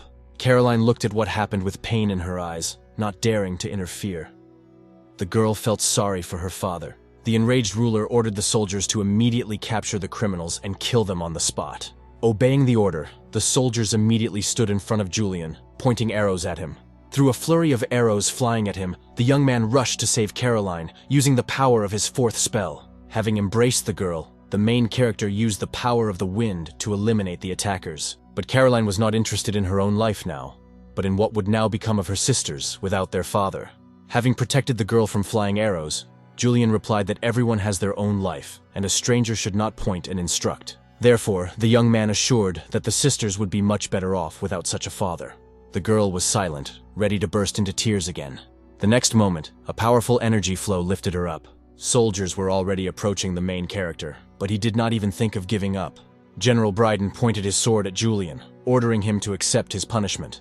In response to this, the celestial being again cast the first spell, the focus of souls. The general's sword whistled through the air next to the young man's body. The magical actions of the protagonist did not frighten the general who threatened him, who was sure that it was too late for such tricks. Using his own fiery energy, Bryden, threatening with a sword, demanded that Julian ask for forgiveness from His Majesty. A powerful energy blow knocked the main character off his feet, and as he fell, he was surprised that this one general was stronger than all the soldiers combined. Julian quickly rose to his feet, realizing that fate, as it turned out, was an unfair thing. Caroline, who was lying next to her, was already unconscious. Meline, who was flying near the main character, sadly said that this is what the statement really means, that the connection between heaven and earth is broken, and people are responsible for their own affairs. Phoenix once again advised Julian to retreat. Looking at the unconscious Caroline, the bird assured that the girl would survive. The young man understood that the poison she had taken had most likely already begun to act. The Emperor ordered the arriving General Bryden to kill the intruders, cutting them into thousands of pieces. The main character didn't even doubt his strength. They couldn't keep him here. The young man grabbed the chain that was attached to Caroline's neck with his hand, asking in advance for forgiveness for his rudeness. Julian firmly believed that the girl would endure everything. Madeline's guesses shocked her. The bird cautiously asked if the guy was really going to open heavenly punishment here, because there were too many people here, and it would be risky. Julian shouted loudly that the ignorant Emperor Blake was an inhuman tyrant. The soldiers froze in place, raising their heads to the sky. The main character continued to shout that for this reason the heavens were filled with disgust. Now the guy shouted even louder, that the wrath of heaven would descend to earth with peals of thunder. A fiery glow appeared in the sky right next to the earth, accompanied by an unprecedented roar. The soldiers fled in horror, fearing the wrath of heaven. Some of them were struck by lightning. Other servants of the Emperor believed in the celestial being, now begging him to have mercy on them. And only Emperor Blake stubbornly insisted that he did not believe in anything. But the warlike spirits of Caroline and Julian were already out hunting. Heavenly punishment will now not escape anyone. The entire area around the Imperial Castle was on fire and groaning from destruction. It was a moment of chaos and general panic. The once fearless warriors were now screaming in fear. Observing the horror of what was happening, Caroline blamed herself for everything. The girl never expected that it would come to this. Mr. Celestial admitted that this time he overdid it a little. The young man said that in fact, he is categorically against interference in the affairs of people by the Celestials. Julian meant that if an ordinary person wanted to kill him, then of course he would fight back. Just as in the case of injustice, he can stand up for the weak and disadvantaged in Genva. The main character was aware that the difference in power between Celestials and people is too great. If you are careless, not only harm, but also benefactors can have devastating consequences. Therefore, Celestials should not interfere in the human world. Caroline looked around the burning city with a sad look. Emperor Blake, her father Cameron, and the rest of the people in the palace turned into ashes. The girl was worried about what would happen to the world now.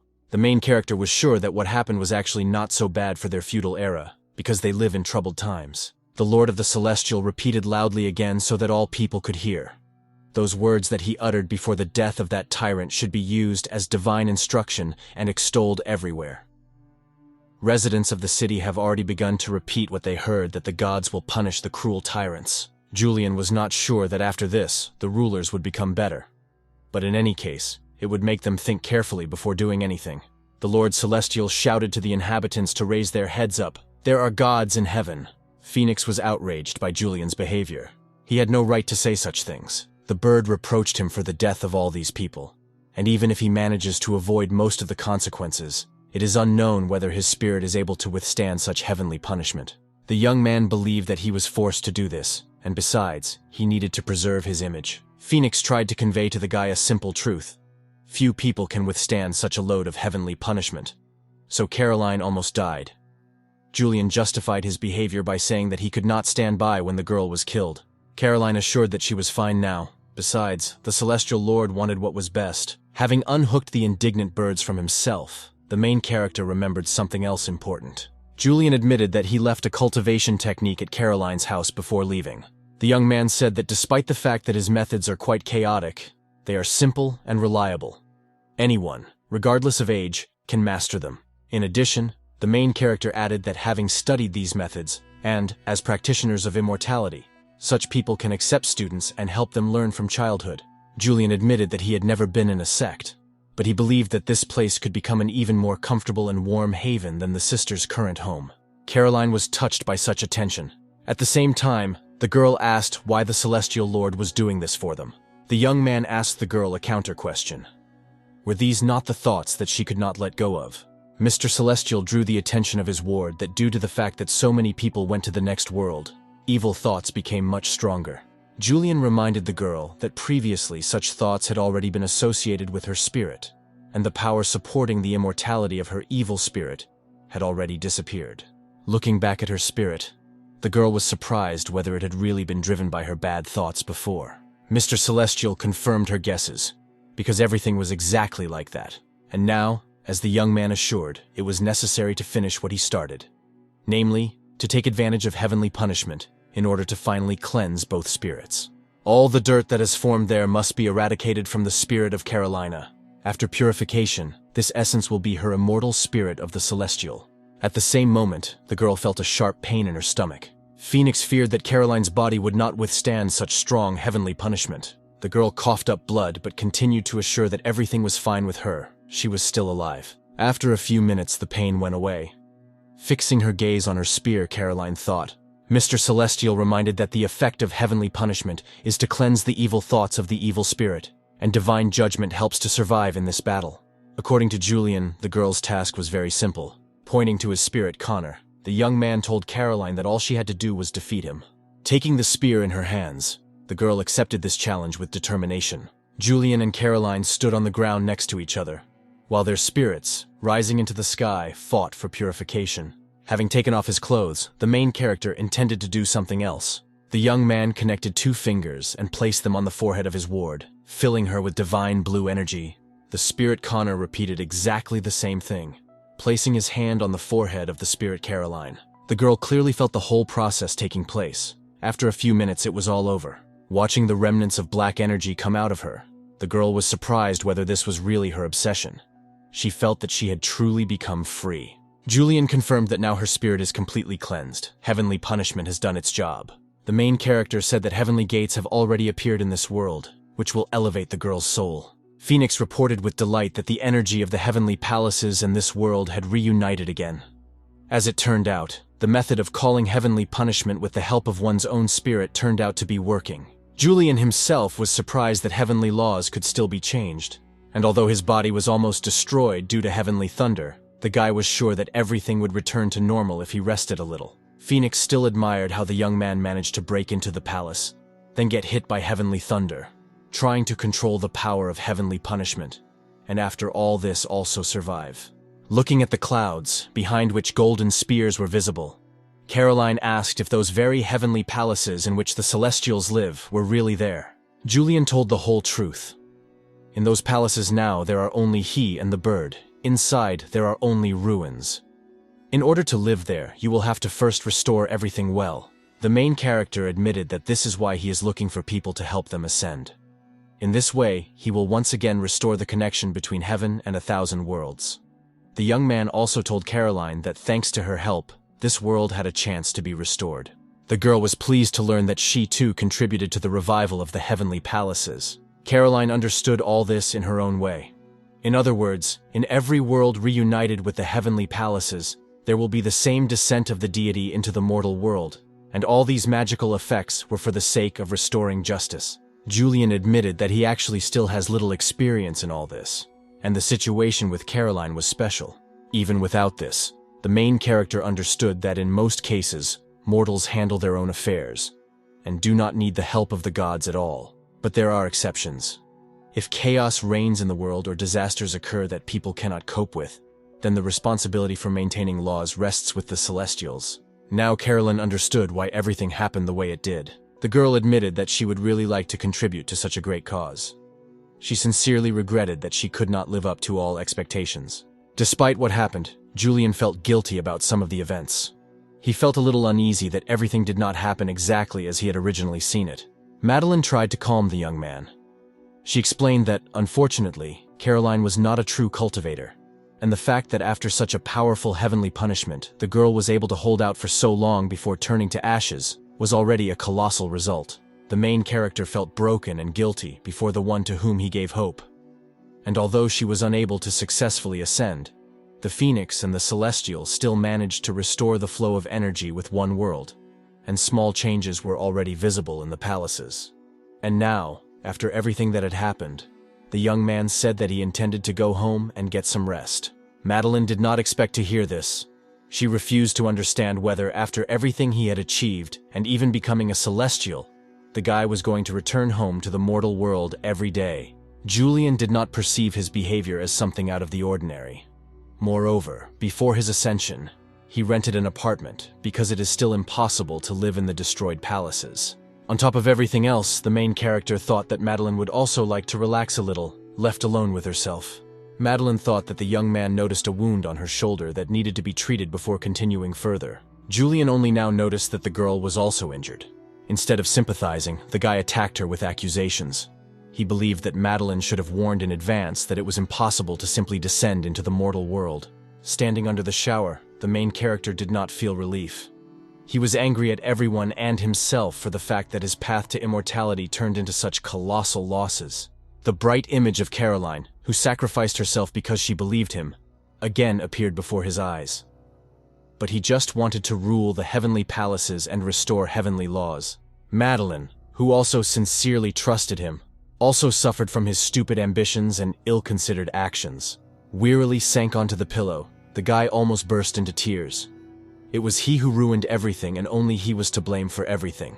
He heard Caroline's voice. The girl again called him Mr. Celestial. Julian felt like he was going crazy. Caroline was lying on the pillow next to him.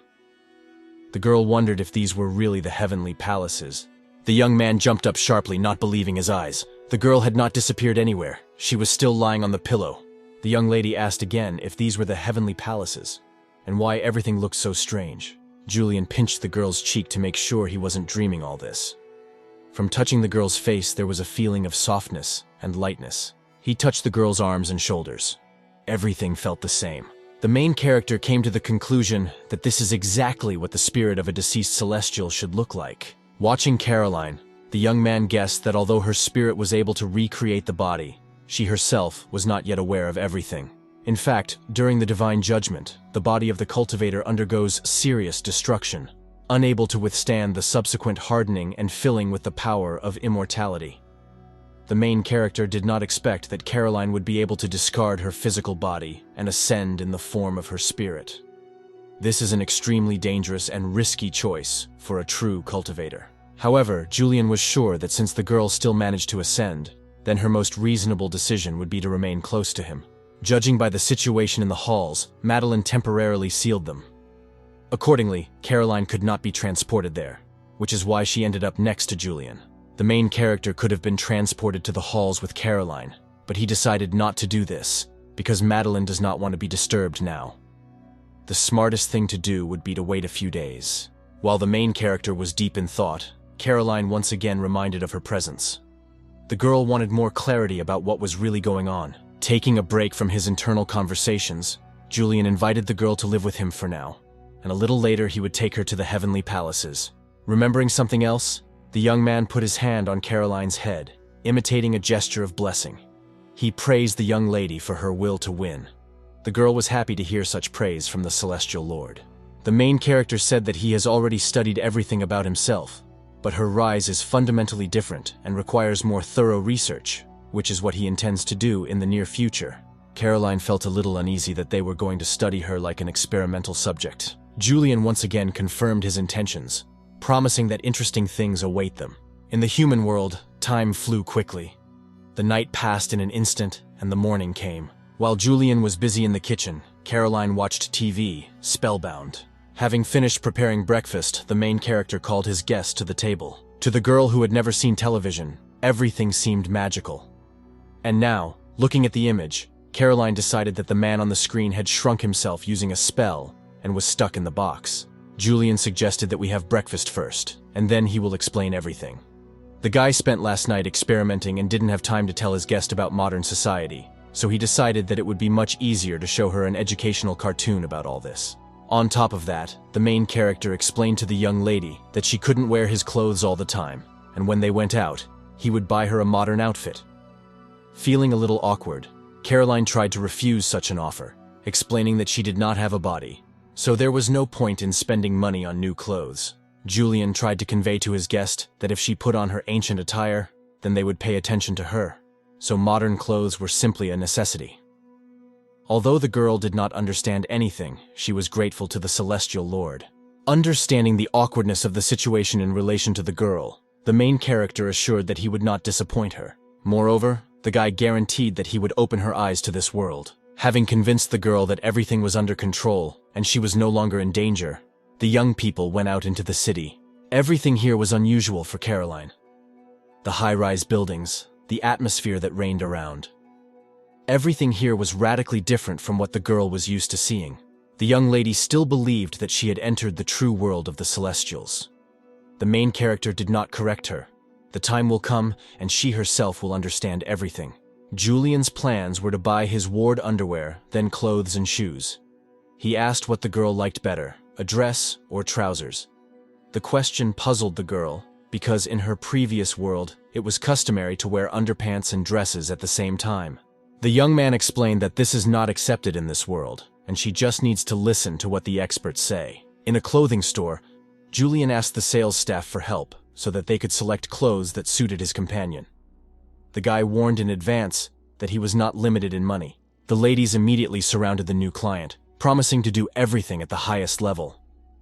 The girls asked what type of underwear their client preferred. They offered a choice of lace and embroidered lingerie, as well as much more. From the excess of such close attention, Caroline was completely at a loss. The young lady hoped for Julian's support, but he warned that he would be waiting for her outside. Going out into the street, the young man raised his eyes to the sky. He remembered Madeline, imagining how she was there now. Madeline at that very moment looked into the divine mirror and was sincerely glad that Caroline still survived and became a celestial. Phoenix understood that she too should not sit idly by. She had to do a lot before they were transferred here. Madeline was happy to realize that now there was a real prospect of reviving the heavenly palaces, as well as restoring contact with the rest of the worlds. The hour is not far when the heavenly palaces will flourish, as in former times. Having succumbed to persuasion to buy sportswear, Julian asked to wrap 2 suits for him. He explained to Caroline that such clothes are convenient for moving on the street and comfortable to wear at home. In another clothing department, the saleswoman assured that every woman should have 2 dresses.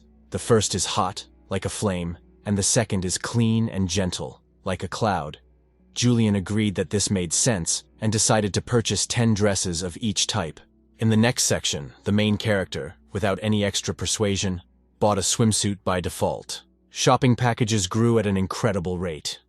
For Carolina, such diversity was unusual, and she said that for her, all this was already enough. Julian did not insist, but finally decided to purchase 2 more women's business suits. Realizing that it was useless to argue, Caroline silently walked behind, dragging a pile of boxes. From a huge TV screen, a man argued that the 21st century is the century of economic independence, where men and women are equal and everyone earns money for themselves. Caroline involuntarily looked at the screen. The words echoed in her head. New world, new life, earn money yourself, manage it yourself. The meaning of the existence of this world was wealth. The girl's ears heard the message that a person who is not capable of becoming rich is of no value. So the day passed and the next one came, filled with fresh opportunities and new hopes. Caroline lounged on the sofa and looked out the window. It was an early morning. The streets gradually woke up, filling the space with the sound of the footsteps of passers-by and the distant hum of cars hurrying about their business. The girl got out of bed and began to clean herself up after sleep. The message she heard on the screen couldn't get out of her head. She needed to earn money. When Caroline entered Julian's room, he was doing his morning meditation. The girl warned that she was going in search of work, and as soon as she earned money, she would return immediately. Julian was so absorbed in improving himself that he did not notice what the girl said. When Caroline and Julian were returning home last evening, the girl noticed many advertisements looking for workers, and now she was going to ask if she could get a job. The girl walked slowly down the street, looking for the advertisements she needed with her eyes. When Caroline walked past one of the establishments, she was noticed by two scammers, who decided to take advantage of the situation. One of them immediately took out a poster with advertisements and unfolded it. The scammer called out to the girl, wondering if she was looking for a job. When Caroline approached them, the bandits said that they could offer a job with a high salary. The place where the scoundrels stood was nothing more than a nightclub. The men offered to go with them and look at everything with their own eyes. Caroline was interested in whether they would hire her if she had no experience. One of the scammers leaned against the pole and explained that the work was not at all difficult. All that is required of the girl is to use her body and this pole to ignite the hearts of men so that they will gladly give all their money. Caroline did not understand how you could use an iron stick to kindle the hearts of men and force them to give money. Touching the pole, the girl thought. She thought she understood what he was talking about. Having finished his meditation, Julian finally noticed that the girl had left the house. The young man tried to energetically track where Caroline was going. The trail led him to a place where he often visited. Julian couldn't believe it. He stood for a while, trying to double-check again. Perhaps his instinct had deceived him. But looking inside the establishment, the guy could not hold back a cry of indignation. Caroline was actually there. The atmosphere in the club was electric. Even the air around was saturated with emotions. The room was full of men. They seemed to have gone crazy. Two of them danced on stage next to Caroline. The dancing guys called what was happening a fusion of strength and beauty. Other dancers nervously smoked on the sidelines, unable to withstand the competition. The girls were terribly upset and already intended to leave this job. Julian did not wait for the end of the working day and simply dragged Caroline out of the establishment. Going out into the street, the main character appreciated her eagerness to get a job, but the young man called what she was doing too unreliable. In return, he invited the girl to become his system and then make a decision. But Caroline did not understand what exactly he meant. The main character explained that we are talking about professional support. The fact is that he travels through thousands of small worlds in order to save the heavenly palaces and therefore cannot do without an accompanying system. And in this case, Caroline will become a system for the Celestial Master. According to the understanding of the main character, the system is similar to intangible artificial intelligence, and Caroline in this case will be his sweet little sister. The girl already realized that in this case she should return to an intangible form. During a casual and calm conversation, time flies quickly, and the young people did not notice how they got home. At the same time, the gates to the heavenly palaces were completely restored. Madeline admired the result of her work. Now the gate looked like it did before the destruction. And if we continue to connect small worlds, other places will also begin to be restored. Phoenix tried to go through the arch, but a sudden bolt of lightning stopped her. Before the girl had time to get her bearings, she was thrown down by a whirlwind. Lying on her back, Madeline realized that it was too early to rejoice. The main character briefly described to Caroline the whole situation with its difficult prospects, and promised to take her to the heavenly palaces tomorrow. According to the young man, things in the palace were not as good as we would like. Caroline finally took a break from the TV and wondered what difficulties Mr. Celestial was talking about. But nevertheless, she was ready for anything. The next morning, the young people arrived at the gates of the heavenly palaces, where festive decorations and the hostess Madeline herself were waiting for them. Caroline was happy to see that things weren't as bad as Julian had said. Such an exposition did not cause the same delight in the protagonist. He called Madeline stupid because she misled Caroline.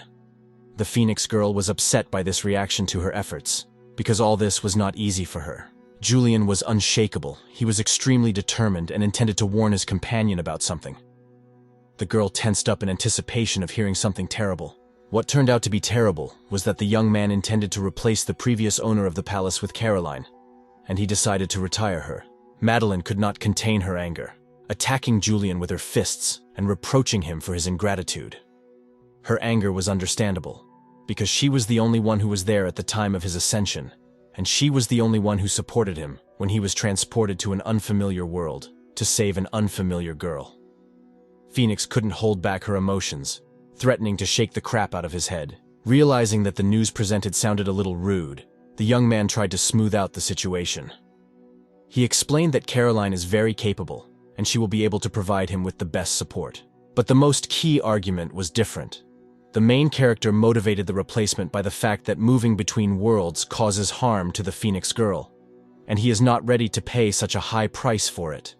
For him, Meline was and remains special, because she was the first to recognize and support him in his intention to save the worlds and restore the heavenly palaces, so the young man cannot afford to risk her and make her suffer. Such confessions touched Meline to the depths of her soul. The girl was happy to know that she was so important and valuable. As a token of gratitude, the Phoenix promised Julian not to pay attention to his behavior and no longer follow him around. The bird girl promised Caroline to teach her everything thoroughly before she took up her new position. First of all, Meline decided to acquaint Caroline with all the structures and their purposes. Besides, for Julian, this information would not be superfluous, because he was immediately transported to a small world without first examining all the sites of the heavenly palaces. The very first thing you came across on the way was the statue of the great warrior of heavenly wrath. This warrior stood in defense of the palaces and combined all the fighting abilities. The whole world was pacified by just the sight of a long sword, when a deity in armor walked across the four seas. This character with a giant sword and armor immediately caused indescribable delight in the main character. In his understanding, this was real romance for men. Unfortunately, at the first touch, the monument collapsed. Meline said that since the heavenly creator died 3,000 years ago, there has been no one to put the giant in order. Caroline and Julian were disappointed. In fact, the monument turned out to be a mere decoration. The next attraction of the palaces was the Forge of Scarlet Flame, in which millions of warriors could be forged. This forge is used to smelt souls, weapons, and slabs, but now it needs repairs. The forge marked the beginning of the creation of the army of the heavenly palaces. Just like with the first attraction, the last celestial being who was capable of forging warriors died 3,000 years ago. On the floor of the forge lay swords, most of which were broken. Having finished the story about the forge, Meline presented the palace of mysterious animals to everyone's attention. We were talking about beings who possess divine consciousness, but for some reason are unable to join the ranks of immortals. In this castle, they all became divine animals. There were even cases when celestials chose the appearance of animals for themselves. Based on the story, Caroline concluded that all celestials have the right to do as they please. Meline also said that in the end, the Animal Protection Council put forward a ban, citing the fact that celestial beings and animals should be equal. After the controversy subsided, this establishment also became deserted. The next exhibit was the Abode of Souls, which in appearance resembled a portal in the floor. Its blue radiance looked mesmerizing. As it turned out, the Abode of Souls can extract and purify energy from small worlds associated with the palaces, giving in return the heavenly Tao and maintaining balance. Phoenix said that in the past, the celestial beings who now rest in the Abode of Souls had incredible power. The main task, according to Meline, is to find a genius capable of protecting the Abode of Souls, as well as putting it into action, and only then will an endless source of energy appear to restore other places in the heavenly palaces.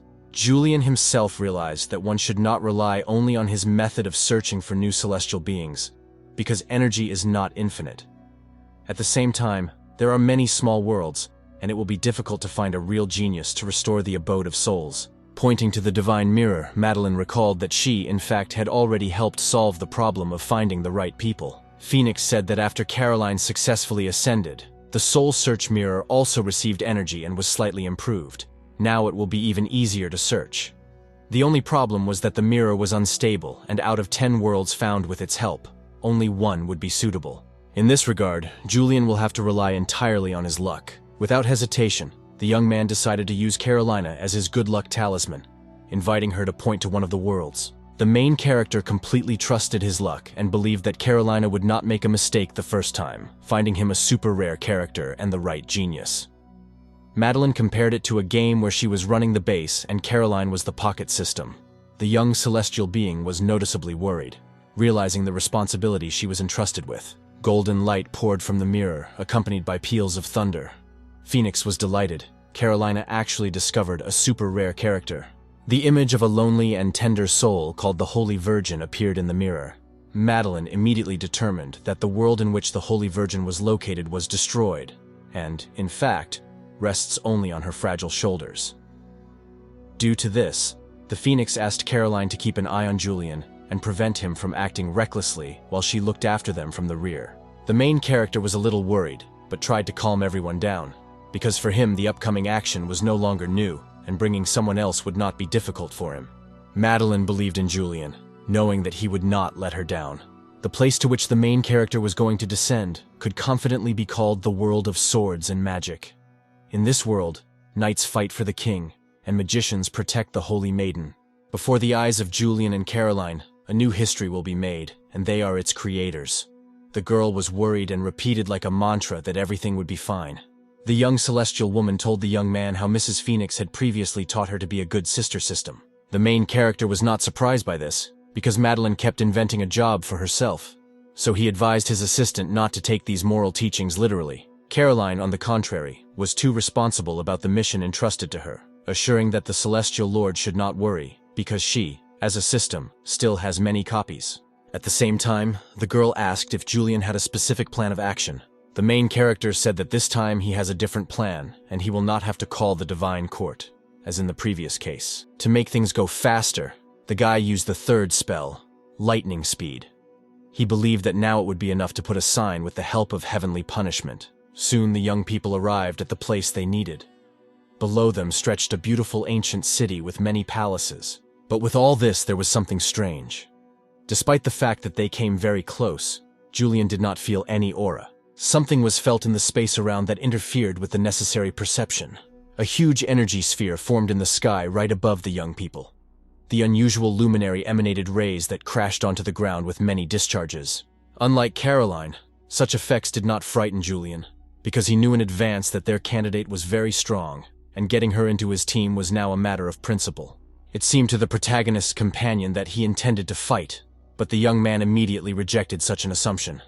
However, he was surprised why she still did not react to such a noticeable greeting. At the same moment, a knight on horseback appeared in front of the heroes. He demanded to know who they were and how they dared to break into the forbidden lands of the snowy mountains.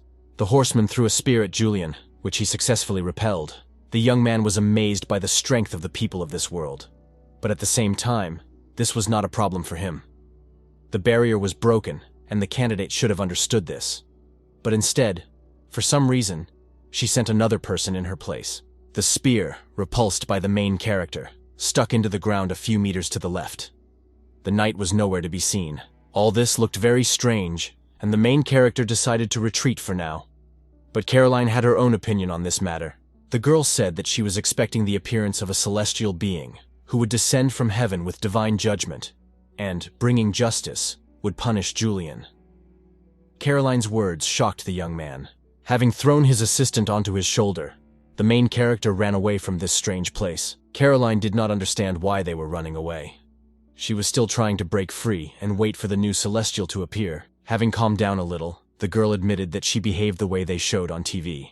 In response, the main character advised to give preference to books rather than TV. The young man explained that before continuing their mission in this world, they need to collect more information, and only then gradually approach the goal. Caroline again took what was said in her own way.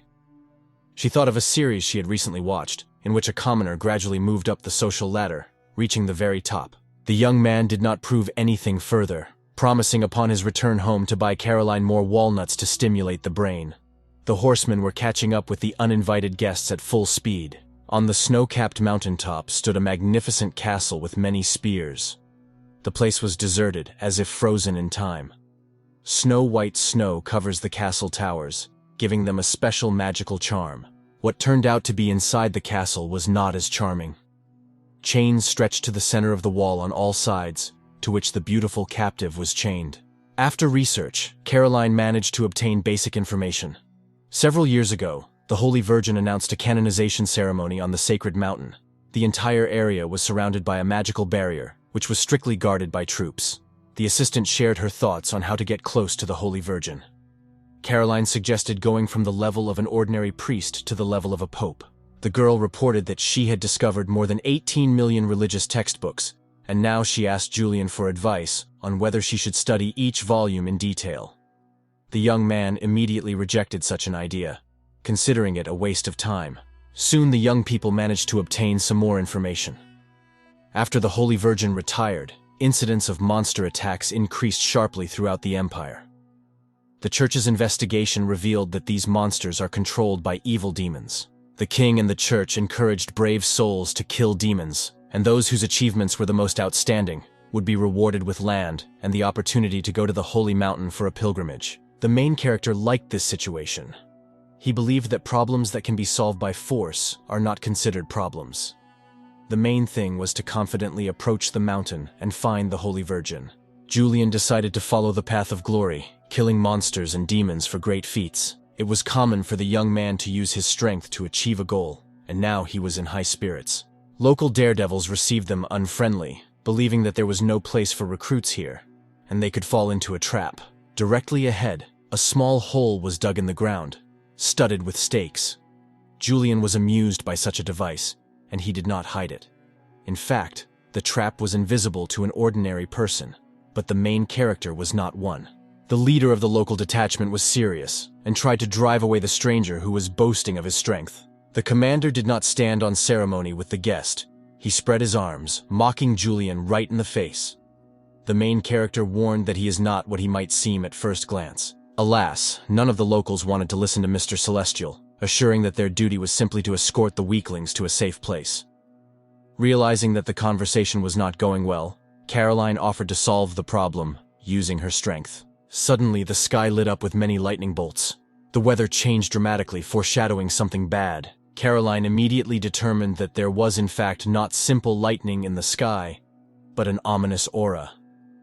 Julian has already guessed that this is nothing more than a harbinger of a demon, and now it can be easily tracked by calculating the source of this aura. A few moments later, the sky darkened, illuminated by many red demonic eyes. As we approached, the presence of these otherworldly creatures became clearly visible. These were dragons of incredible size. Frightened warriors from the local detachment decided that it was time to use a magical barrier. As it turned out, the teleportation scroll that the warriors had was actually their last defense, and the brave souls doubted whether it was worth spending it right now. The leader did not doubt the correctness of his decision, because if he did not use the magical barrier now, people would die. Ultimately, the warriors gave the teleportation scroll to Julian and Caroline. The main characters never expected such self-sacrifice from the local residents. The next moment, a powerful whirlwind appeared, designed to protect against evil forces. Having made sure that Julian and Caroline were already inside the vortex, the leader of the detachment, smiling, wished them to stay alive. Finally, the detachment commander shouted after him so that the strangers would not forget to tell everyone about their feat. Monsters approached the guys from all sides.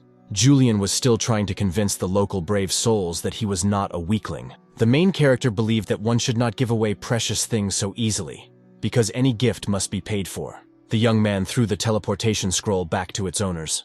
As a result, local children who had never expected such a turn of events found themselves inside the whirlwind. Julian, as planned, continued on his way together with his faithful assistant. The main character rushed ahead like an arrow, knowing that a warrior girl would cover him from behind. Soon, right in front of them, was a magical forest fraught with danger. The young man's inner instinct suggested that it was in this place that the enemy was hiding. Everything around was covered in thick fog, through which nothing was visible. A hooded figure was visible in the thick haze. It was impossible to see anything, and Julian asked Caroline to remove the curtain. Obeying the order of the Celestial Lord, the assistant rushed to the unfamiliar figure. The ghostly silhouette did not budge, despite attempts by outsiders to intervene. When the curtain disappeared and the fog cleared, the young people clearly saw that a girl was standing in front of them. She stood silently, making no attempt to make contact. Julian was the first to break the silence. He asked the stranger who she was. At that moment, a glow appeared in the sky. The main character knew what this meant. This crack in the protective barrier was a characteristic feature of a world that was being destroyed. Behind the rift lurked the world's evil, the slightest touch of which would be fatal. The young man said that he knew who was standing in front of them. The evil spirit was the ideal catalyst, stimulating the appearance and expansion of cracks, and this stranger alone guarded the spirit tree. One who looks like a human, bears the name of a demon. The girl in the cloak replied that now that they know who is in front of them, they better get out of here so as not to run into demonic creatures. In response, Julian warned that he would only leave with her, because one demon could be exchanged for a first-class reward, and this was much better than killing them non-stop. The main character extended his hand to the stranger, ordering her to surrender. But the stranger was not going to obey, warning Julian not to approach her. At that same second, a huge monster appeared behind the young man's back. Caroline, without hesitation, rushed to the defense of her master. The assistant warned the young man that the demonic creature next to her was much stronger than the previous ones and was very different from everyone else. The girl in the raincoat admitted that there are hundreds of places like this in the vicinity, and if the guy does not escape, then inevitable death awaits him.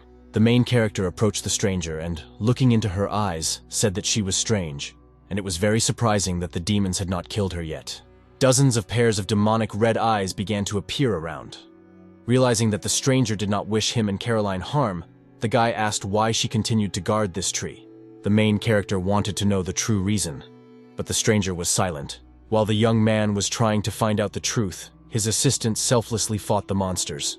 Caroline tried to warn the Lord Celestial that the situation was not in their favor, and there were more and more demons. Seeing that the problem would not be solved without him, the young man asked his assistant to look after the stranger while he dealt with the demons.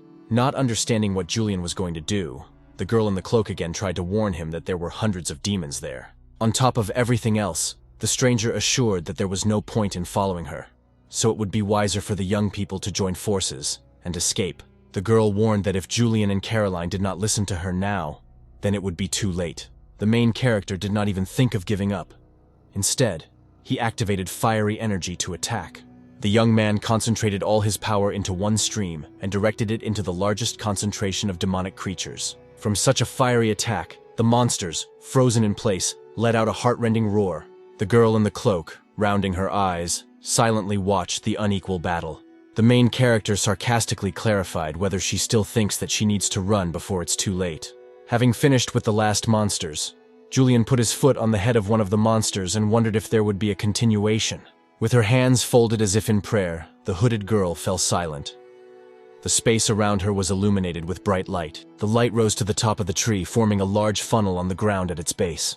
A few minutes later, Caroline noticed that the clouds were dissipating and the rift was shrinking back. The girl in the raincoat still remained in her usual place. Looking back at the heroes, the stranger said that she did not make an ironclad promise not to run away anywhere. The young people actually misinterpreted her words. After these words, the girl in the raincoat abruptly rushed from her place. The stranger grinned, fully confident that she had managed to fool Julian and Caroline. The stranger's joy did not last long.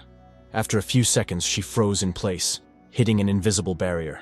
The main character explained that the protective spell was cast just at the moment of destroying the demons, and he was partly sorry that the fugitive hit herself. Caroline confirmed that Mr. Celestial had foreseen an escape attempt, and therefore had placed a barrier in advance. The fugitive had been hit hard and was now lying unconscious. Before taking the stranger with her, Caroline decided to tie her up as Lady Phoenix taught. The stranger had previously had to flee from her pursuers because for them she was a demon deserving of death.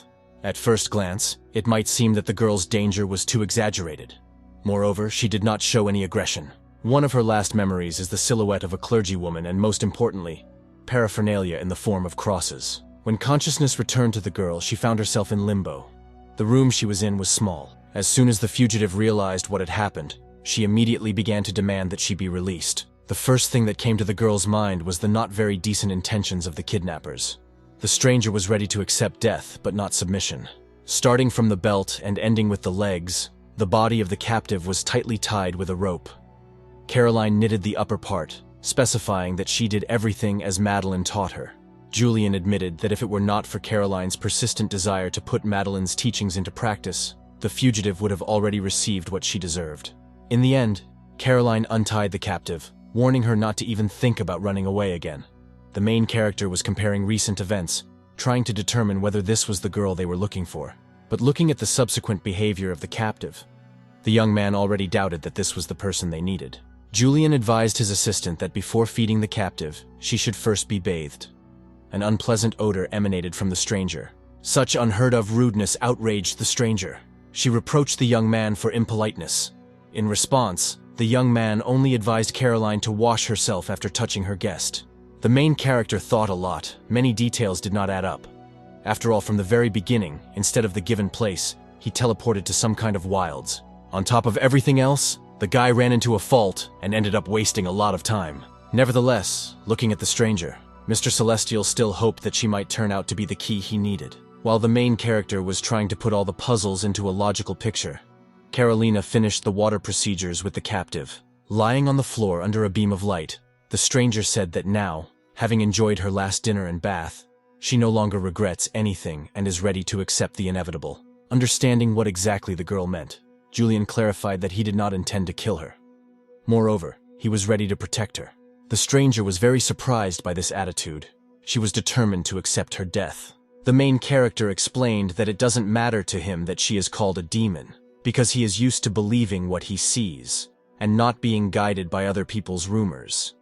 He suggested that the girl was not only not to blame for the appearance of faults, but also tried to close them, which means that she knows how to find places where magic accumulates. The stranger had a choice, to remain as a trophy or point out places where demons gathered. The stranger took the kidnapper's offer as an insult, because in essence she was assigned the role of a guide dog. Julian did not agree with this definition of the role, but nevertheless, he confirmed the essence of all this. Trying to lull the vigilance of her captors, the captive promised to help them. But the next moment the girl started running again. A few meters from the house, the fugitive again hit an invisible barrier and lost consciousness. Sometime later, the girl began to fulfill her promise. She accurately pointed to a cluster of demons. The stranger was worried about a large concentration of demons, but Julian clarified that her task was to close all the rifts while he killed all these evil creatures. In response, the girl asked to leave her where she was. The young man agreed to the condition, asking Caroline to look after the stranger. Suddenly, the girl guide saw something. Her eyes were filled with fear, and her body was trembling. A pillar of fire rose from the ground right in front of them. Everything around was illuminated by a bright flash. Julian was terribly angry about all this. Someone was taking the demons away from him. Right in the middle of this pillar of fire there was a girl. Her eyes did not express fear. They reflected anxiety and sadness. The main character never expected to see this. He did not yet understand who was in front of them and what could be expected from her. Nevertheless, he felt that this was exactly the one he needed. He made a lot of effort to meet her. The Blessed Virgin floated in the air. Julian was sure that she knew who he was and asked him to show what she was capable of.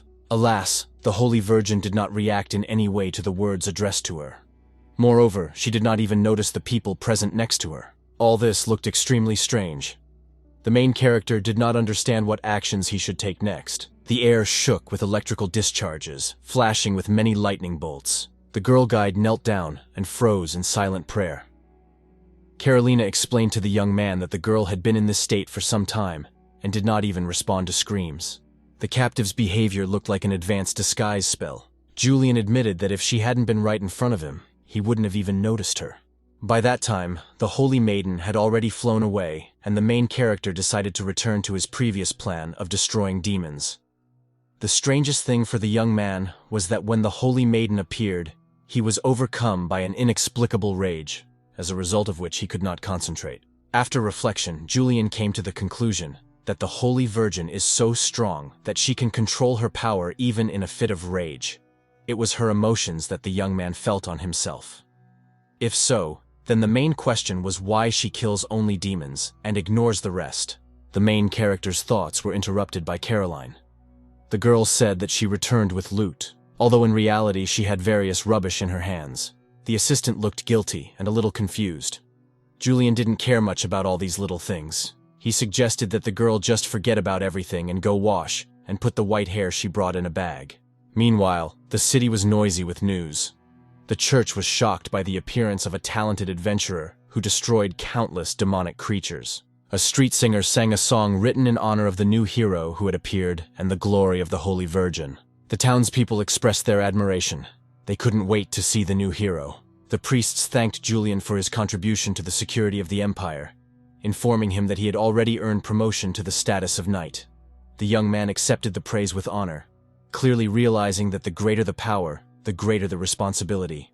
The chief cleric said that the patrimony is located in the northern part of the empire in the county of Alel, and that is where the young man needs to go. Julian didn't like the fact that the awards ceremony was more like a trial. The church servants tried to find out whether the main character had contact with demons, and also warned the young man not to fall for their cunning tricks. The guardians of religion repeated that goodness would triumph on earth only after the complete extermination of demons. Already getting into the carriage, Julian breathed a sigh of relief. All these conversations were nothing more than brainwashing. But the strangest and most unpleasant thing was that these people distorted the facts. Sitting in the carriage, the main character asked the girl conductor what she had done so terrible that the church wished her death, without even thinking about the future consequences. The girl looked at Julian in confusion, not knowing what to say. She hesitated, searching for the right words. The young man assured that he was not interested in how others treated her. Honesty was important to him. Julian explained that her disguise spell took too long to cast, so they needed to get out of town and away from the church before it expired. Caroline reported that the journey to Alel County, due to natural conditions and the speed of the horses, would take a total of about 7 days. The assistant noticed that the Celestial Lord was dissatisfied with this state of affairs, but nevertheless, it would be faster to get there by cart than on foot. Julian called the girl guide Snow White, and, in order to somehow relieve the boredom, suggested that they still talk. The main character asked her to tell about the barrier, about the rift, and about this world. The road was long and they had plenty of time to talk about everything. Snow White admitted that Julian was not the first person who became interested in her, and she no longer hoped that they would believe her. At the same time, the girl understood that now her life was in the hands of this man, so she would do what she was ordered. The young lady admitted that she was not really a demon, but a believing victim who had no home where she could hide. She carries out the will of the Holy Maiden and uses the power that was granted to her to heal the land beyond the sight of the destroyer. Based on the story of the interlocutor, Julian assumed that besides her there were other magicians like her. The main character has already realized that Snow White is able to sense rifts and must close them. But because of her hostility towards strangers and constant presence near the rifts, people mistook her for a demon. But still, Julian did not understand one thing: why the Holy Virgin attacked her follower if they were both fighting demons. The girl did not talk further, demanding to know who Snow White was. The young man explained that since he did not know the real name of his interlocutor, he had to come up with a name for her at his discretion. The captive blinked her eyes in confusion, not knowing what to say. Looking down, the girl admitted that she actually didn't have a name. Julian, surprised by this answer, said that now her name will be Snow White. The girl burst into tears. She terribly did not like the name given to her. The main character did not know what to do, because in fact there are no people without a name. Instead of the previous name, the young man offered another option. Alice sounded beautiful and was associated with purity and purity. The stranger liked the name Alice. It sounded really charming. That's what they agreed on. And yet Julian did not understand why Alice and the Holy Virgin were at enmity if they should be for the same thing, and what then was the purpose of the Holy Virgin. The very appearance of the Holy Virgin, who, judging by the stories, sealed herself on the mountain, was also strange. The young man concluded that he would receive answers to all his questions only when he reached the top of the Holy Mountain. The northern border of Alel County was a rather specific place, unsuitable for agriculture due to the climate, and was often attacked by demons. There were 4 main families located here. The area called Hot Potato was not respected. Not a single owner of the estate wanted to take it. Upon his arrival in the county, Lord Julian was met by the steward. The man suggested that the main character wait 2 years until the old owner of the land, Kit, resigns and gives him his plot, which is much richer than Alel. But despite the persuasion, the young man chose Alel for himself. Looking at all the people meeting him, Julian could not explain to them the true reason for his persistence. The guy didn't have time for all the detours. The main character heard that most of the local money was plundered by demons, so he invited his companions to restore justice. Now mission number 1 was to kill all the demons and take the treasure. Mission number 2. The main character identified the creation and expansion of infrastructure, as well as the replenishment of the workforce. Julian's too noticeable zeal did not go unnoticed by the local authorities, for whom he was now becoming a nuisance. And at a general meeting, they decided to poison him at a banquet by mixing poison into a goose dish. But all these people could not know with whom they had to deal.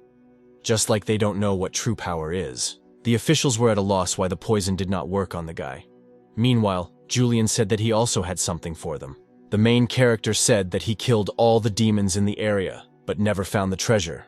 But now he has incriminating evidence on all 4 of them, and is waiting for an explanation. Based on new circumstances, mission number 3 for the main character becomes the battle with bandits and the destruction of the nobility. Julian was pleased with his team. Thanks to their efforts, the city is thriving again. The young man believed that such results for this era can already be considered a great achievement. Nevertheless, The main character could not shake the feeling that something important had escaped his attention. It was also strange that there were now 2 Snow Whites. There are actually 4 blondes. They explained that they multiplied because of a small reaction between them, knowing for sure that here they would be given shelter and not driven away. One of the girls reminded that her name is not Snow White, but Alice. Alice felt grateful to Julian for convincing the villagers to accept them, although they had to use persuasion magic. The young man said that, given the lack of education of the local residents, it was easy to deceive them, especially since there were no other cities nearby. The main character said that as soon as the infrastructure is ready, they will begin the next stage. All their actions and achievements were recorded in the accounting book, and all monetary expenses were entered there. According to Julian's observations, Alice became stronger than the average person, but her stamina did not increase, and she still needed rest. In addition, each Alice had different preferences in terms of food, and one common taste for all has not yet been found. Usually Alice is gentle and calm, but when she senses danger, she immediately runs away.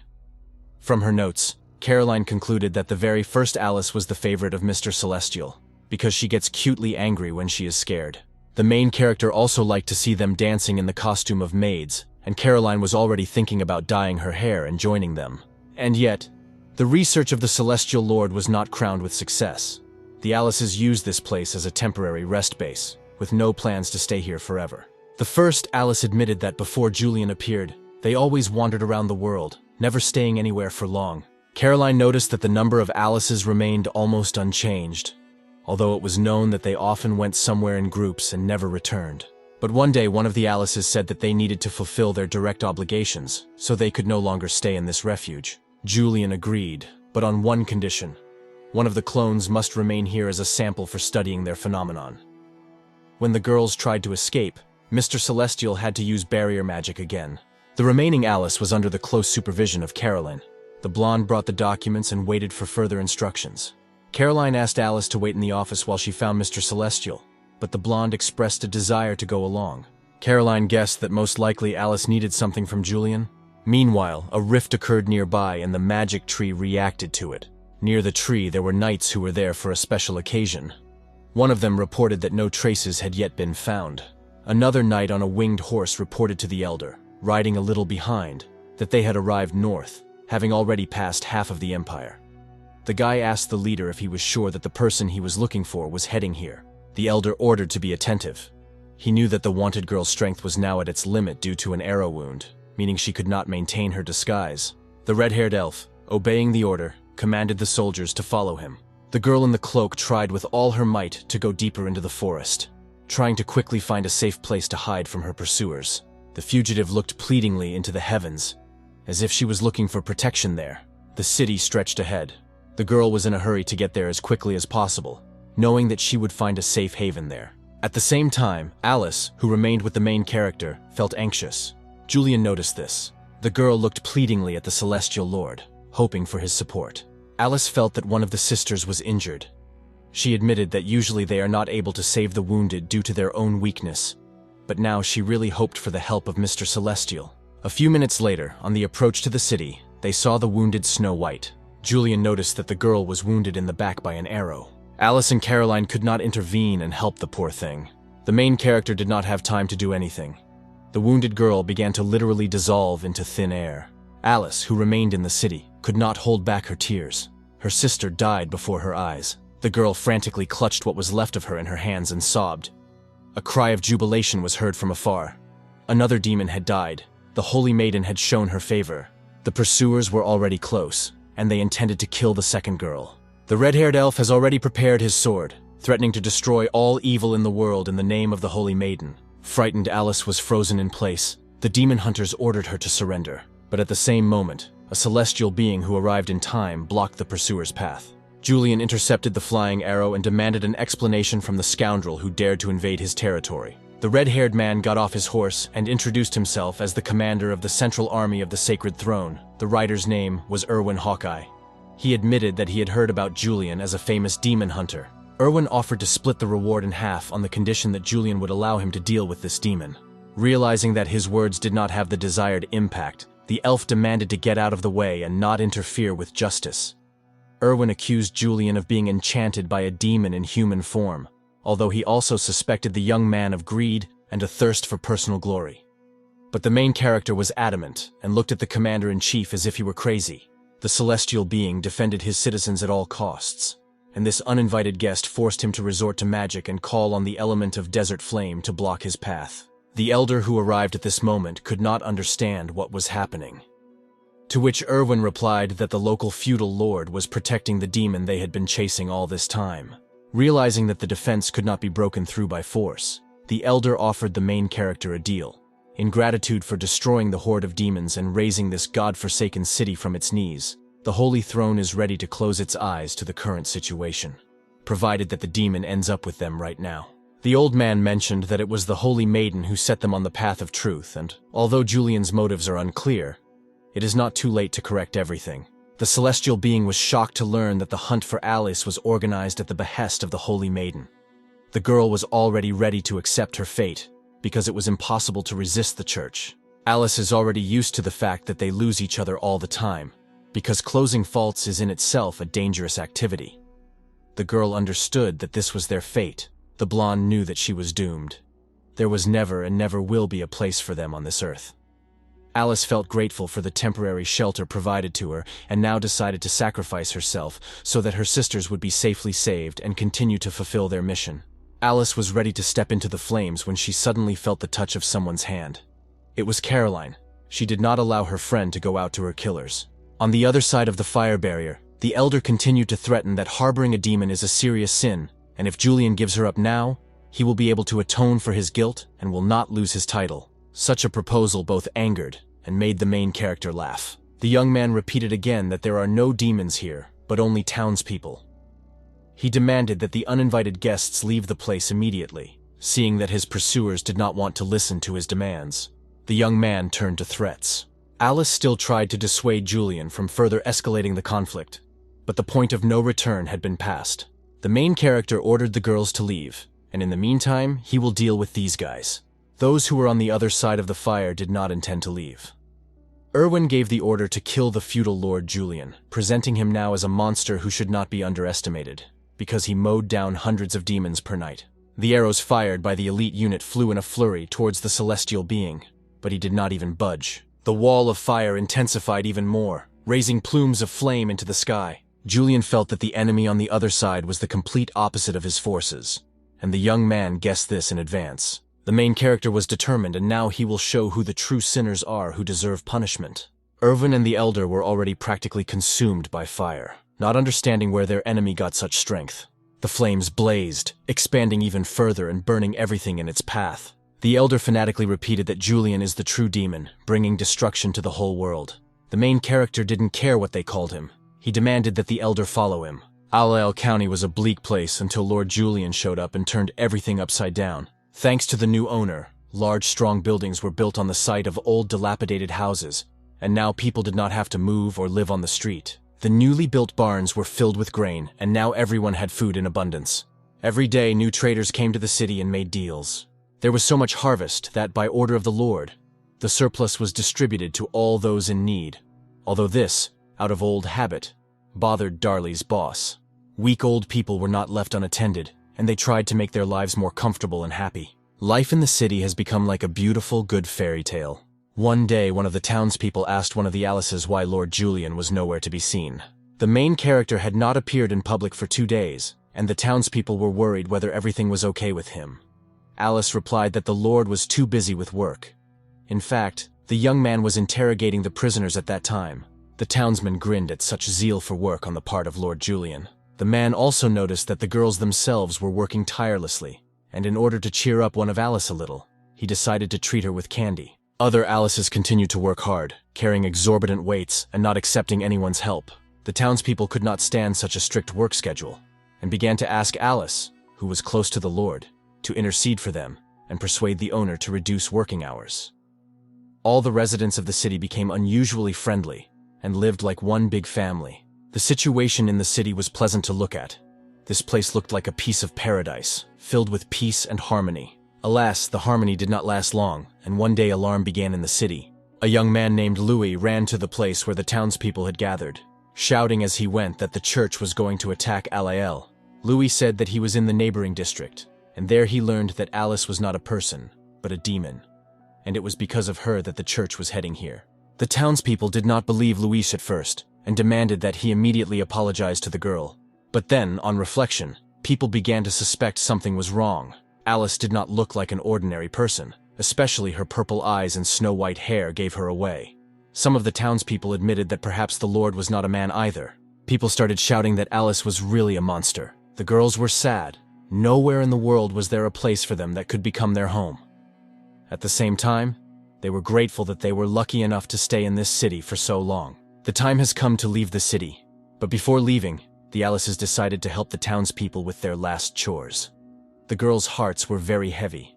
Despite the danger that threatened them, the girls were most worried about Julian, because through their fault, he might get into trouble. Alice was worried that their master already had a lot of worries. The main character always selflessly stood up for the defense of his charges, and the girls always appreciated this. At the same time, Alice understood that this guy had a difficult character, and only little sister Caroline could stand him. Main Alice remembered how kind the townspeople were to her, and this made her heart even heavier.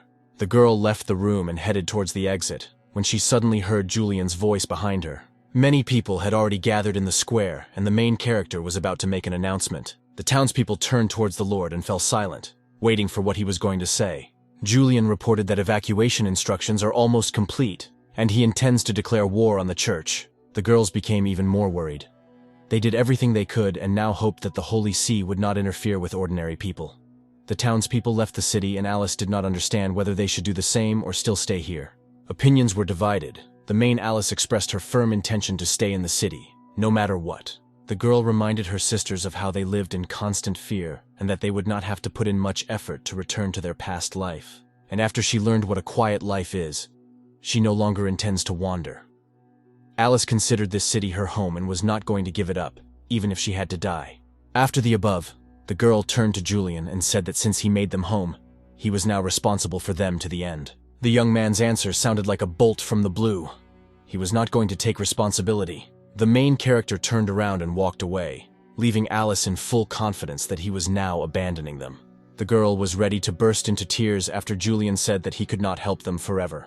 Walking down the steps, the main character added that he had protected them enough, but that did not mean that they could now take it for granted. Alice could not understand the reason for such drastic changes, because it was Julian who forced them to build defensive structures, and now intends to retreat. The young man explained to Alice that no one in the world could save her. After some time, the first attack occurred. The earth shook from lightning strikes. Many arrows flew towards the city. These were the minions of the church fulfilling the mission entrusted to them. The girls could not leave the city. Their exit was blocked by a wall of fire. The church army arrived on horses, and it was not possible to escape from them. His Holiness's minions were confident that by their actions they would save the world from suffering and disaster. These warriors went to fight in the name of the Holy Virgin and with her blessing, taking the path of punishment and retribution, driving out evil from this world. A general rode at the head of the army. One of the warriors reported that all civilians had been evacuated, and they were ready for a full-scale attack. The commander-in-chief replied that now was the time to blow the horn. The general called on the soldiers to follow the will of the Holy Virgin and destroy the blasphemer. The main character was called a heretic and advised not to resist, and then he would be given an easy death. Otherwise, a more terrible fate awaits him. The blondes were trembling with fear. There was nowhere to run.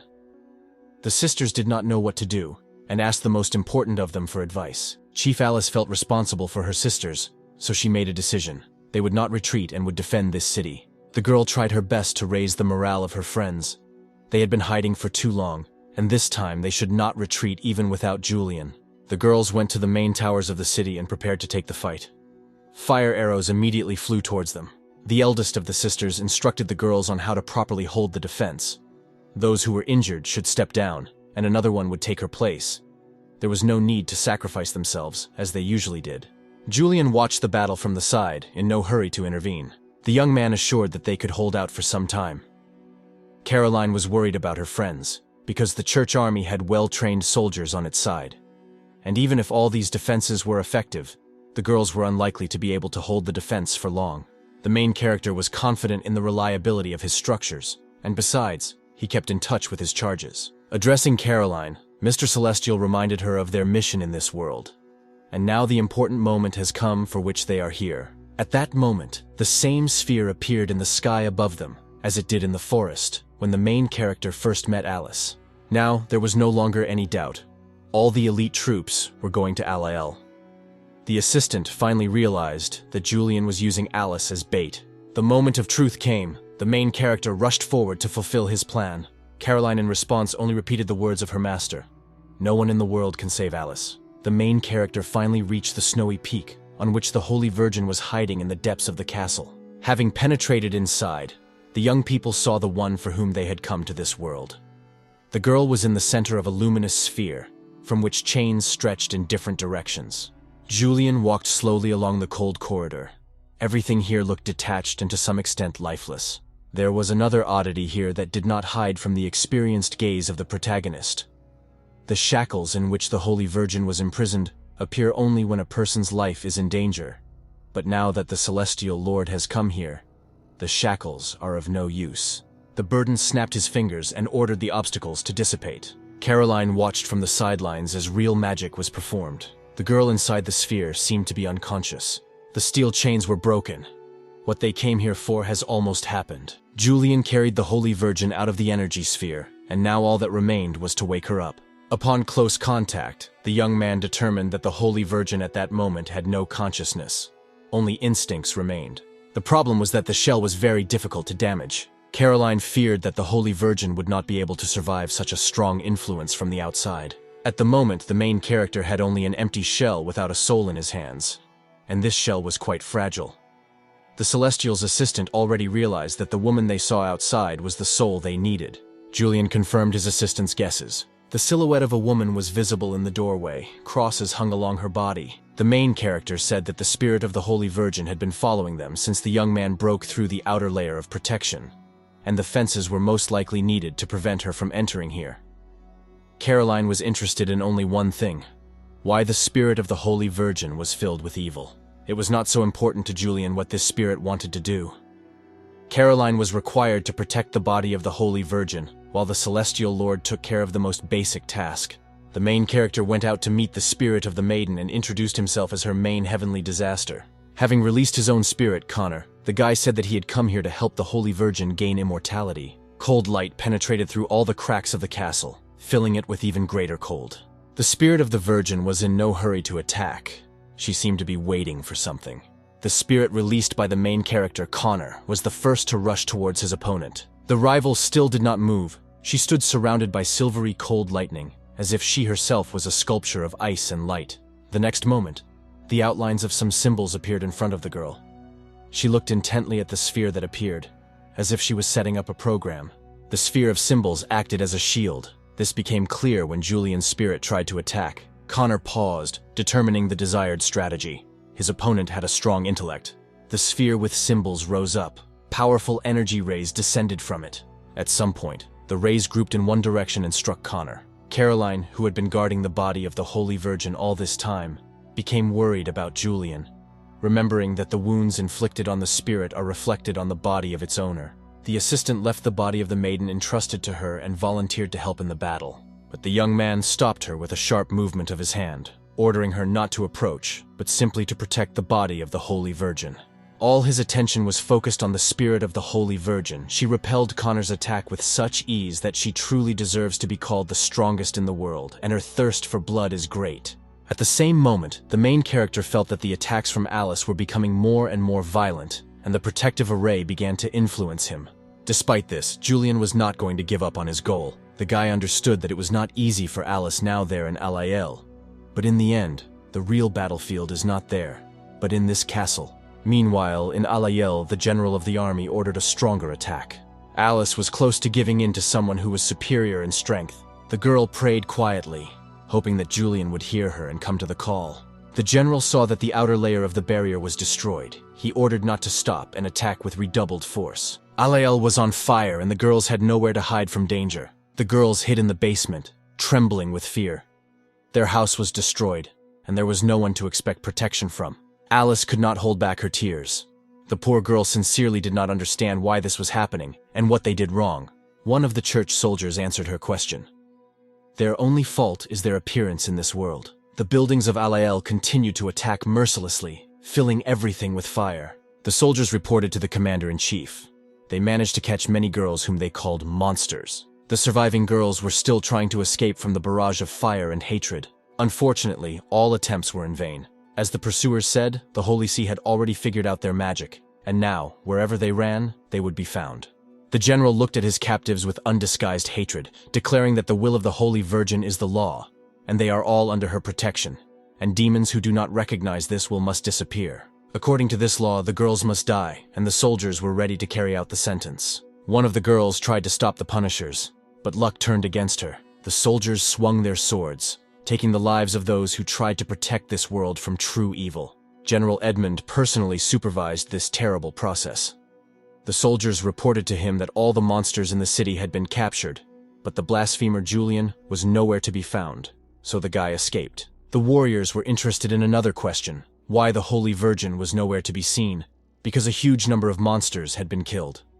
Edmund explained that Her Highness was in seclusion and could not appear constantly, and instead of asking such a question, it was better to search for the blasphemer. At the same time, the alarm was announced. Someone has entered the restricted area. As it turned out, the knight guarding the mountain was sent along with everyone else to search for Julian. As a result of this, the invader managed to remain unnoticed, and, taking advantage of the situation, the guy entered the temple of the Holy Virgin.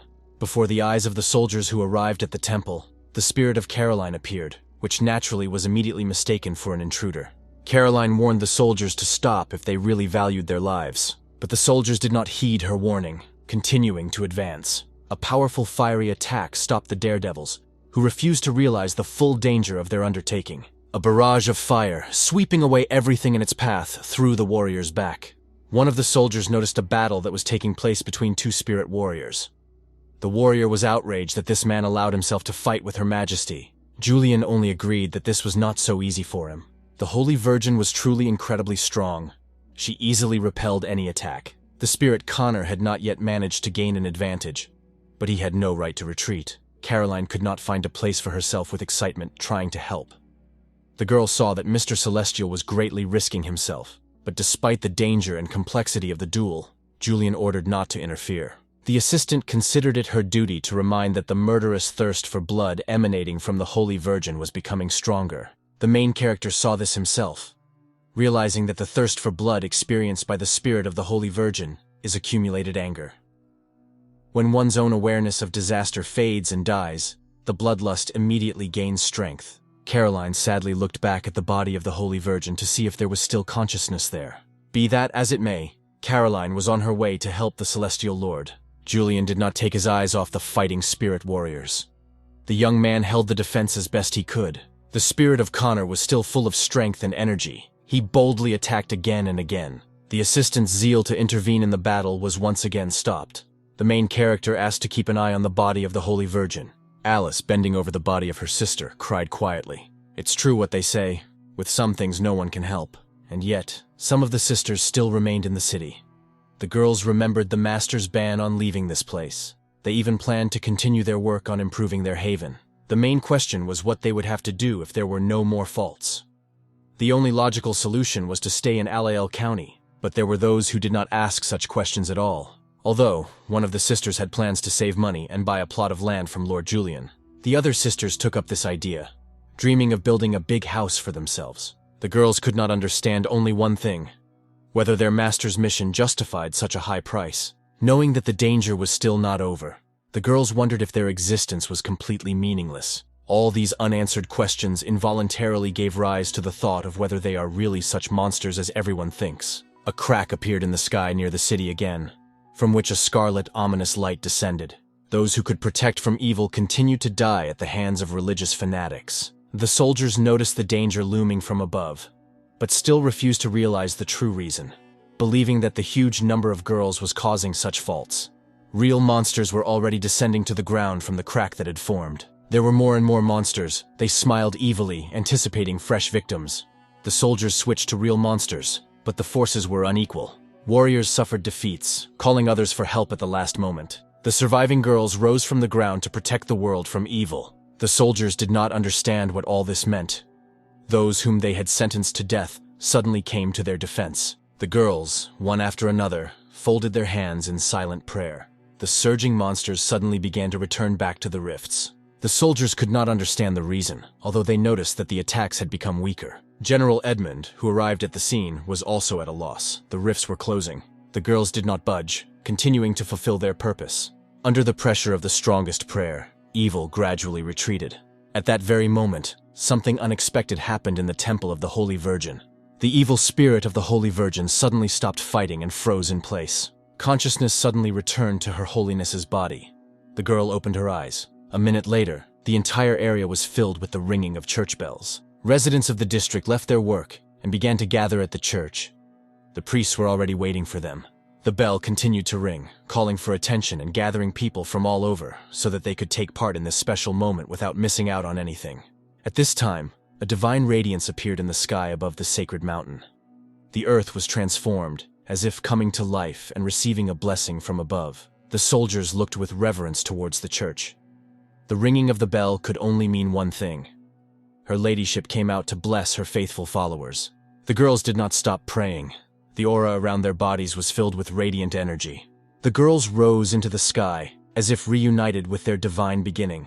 The soldiers informed the arriving general that all the girls had turned into streams of light and flew away. General Edmund looked towards the holy peak. He was already beginning to guess that Her Holiness may have woken up from her sleep. Her Holiness, lowering her gaze, rose from her place and headed to where she was supposed to be. Julian calmly watched this action. There was no time to rush now. The Holy Virgin turned towards the people present in the castle and apologized for causing so much trouble. Julian, who had been slightly injured during the battle, rose to meet her, wondering what it would be more correct to call her. The answer was unexpected. The Holy Virgin said that her name was Alice. Caroline could not utter a word from amazement, while nothing surprised Julian. Realizing that everything that happened raised many questions, the girl introduced herself by her real name, Elizabeth Belle Philot von Aglans. But still, it was more common for the main character to call her Alice. The Holy Virgin did not object, because the main thing was not the name. Everything happened as Julian expected. Alice was only her holy will and her personification on this earth. What the young man suggested was only part of the truth. The Holy Virgin said that each of the girl guides who lived on earth carried within herself a piece of her holy soul, with all the joys and sorrows, living with them every moment. Therefore, now she will bear the name Alice. Saint Alice explained why she divided her soul. This world is on the verge of collapse, and in order to maintain its integrity, millions of doubles carrying light are sealing the cracks of this world. Alice said that due to the revived world evil, the darkness inside her took advantage of this and forced her to close herself off from the outside world. The evil spirit pretended to be her and began to hunt for Alice, misleading the church, making the existence of the girls of light even more difficult. The Holy Virgin admitted that she had lost most of her power and could no longer maintain peace. The girl said that Julian had already taken part of her power. Because of this, she would not be able to become a god, so the best solution would be to leave this world without her. The main character felt bitter in his soul from such words.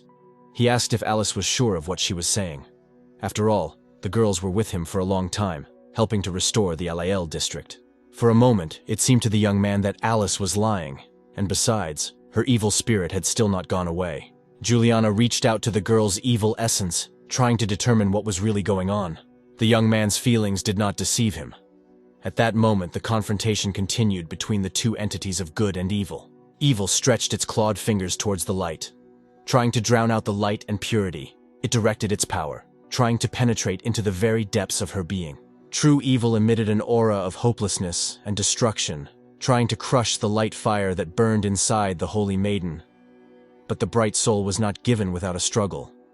She resisted evil with every breath she took, calling on the strength of her faith and love. The battle between light and darkness raged deep within, each contact causing sparks and a response within the good.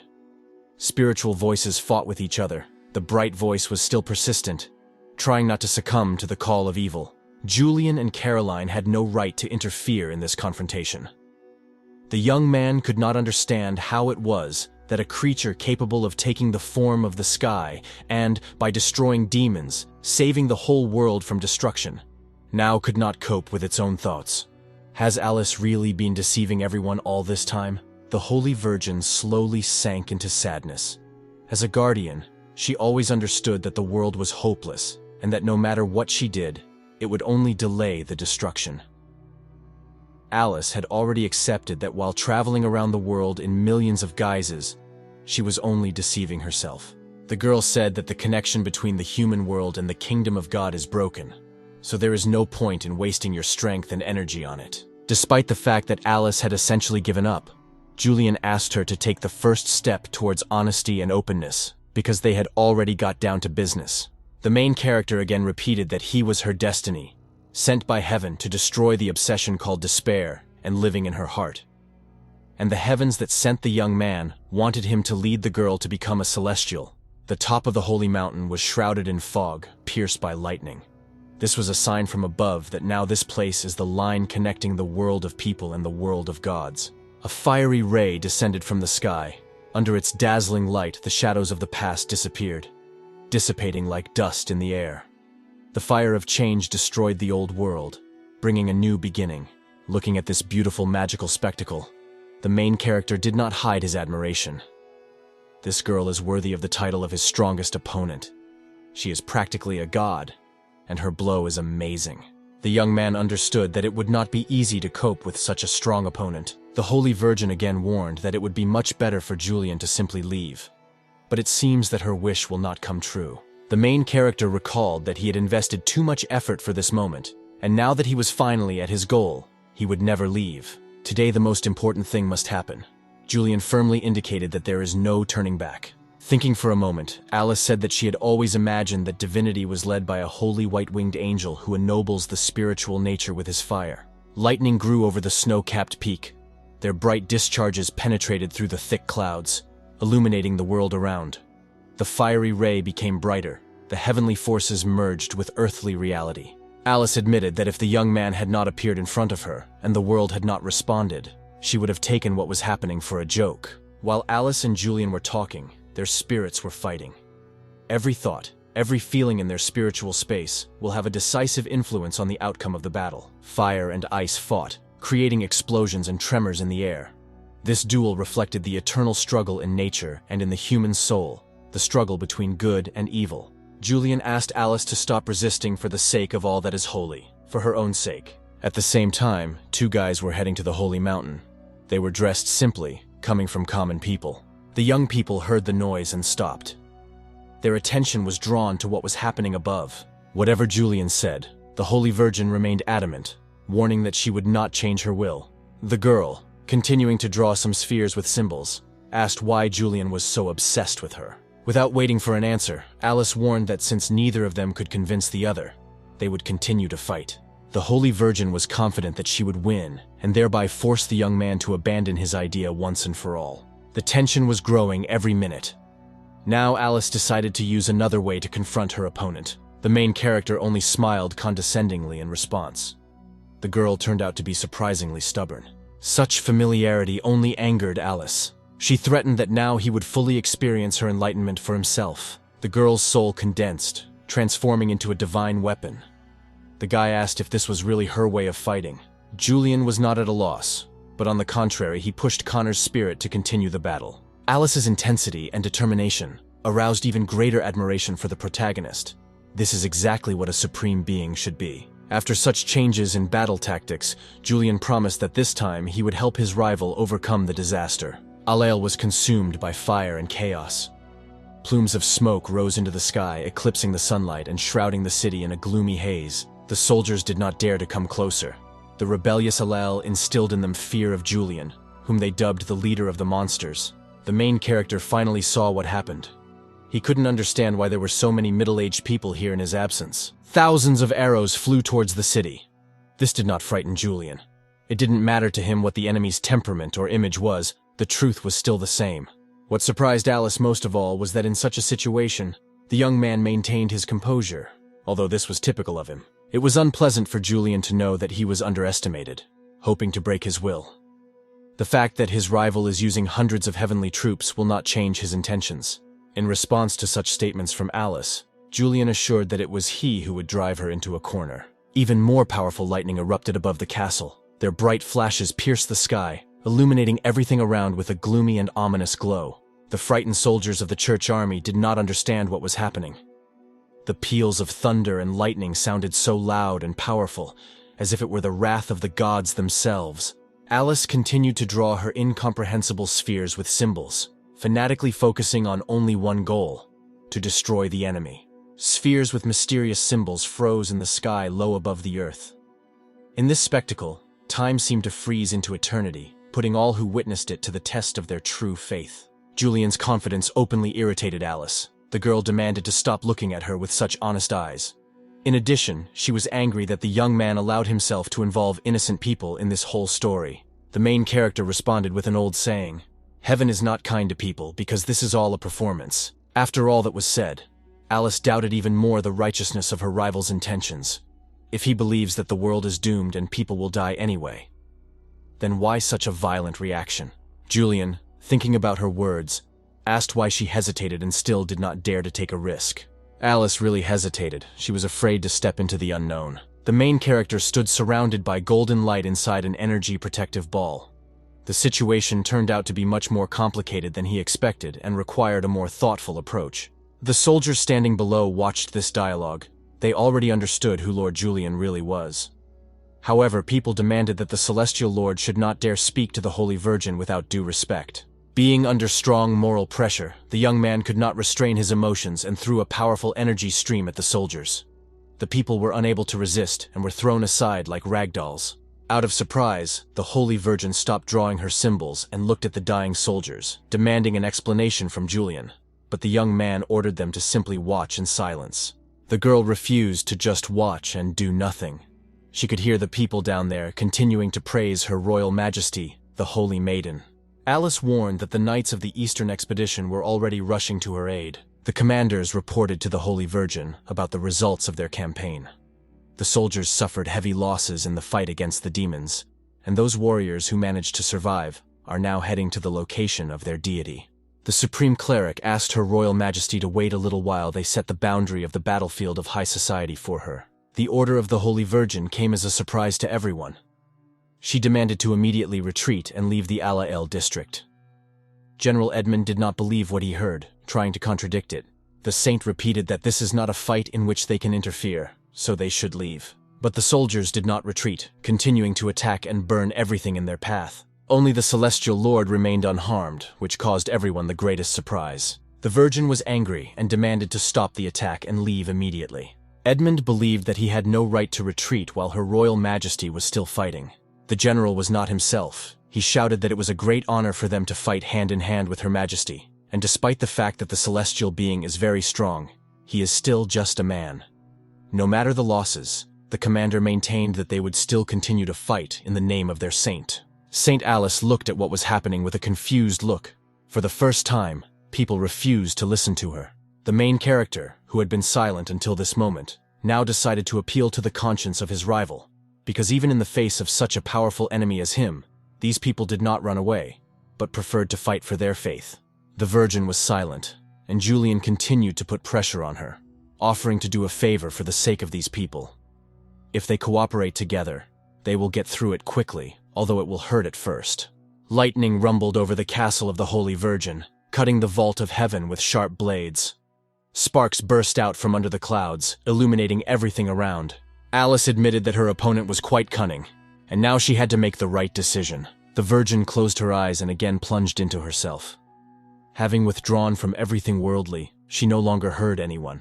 When Alice opened her eyes, there was a divine golden glow before her. The golden gates of the heavenly palaces attracted the girl like a magnet, and, not daring to resist any longer, she completely succumbed to this higher will. At the top of the arch of the heavenly gates, the Holy Virgin was met by the mistress of the palace, the Phoenix Meline.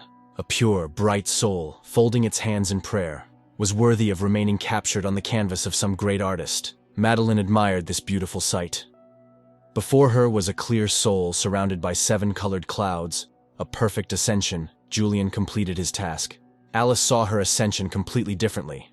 The gates of heaven, where they meet new gods, are closed, leaving only the gates for spectacles. There was no divine light, no rainbow of eternal rivers, no prayers of the gods.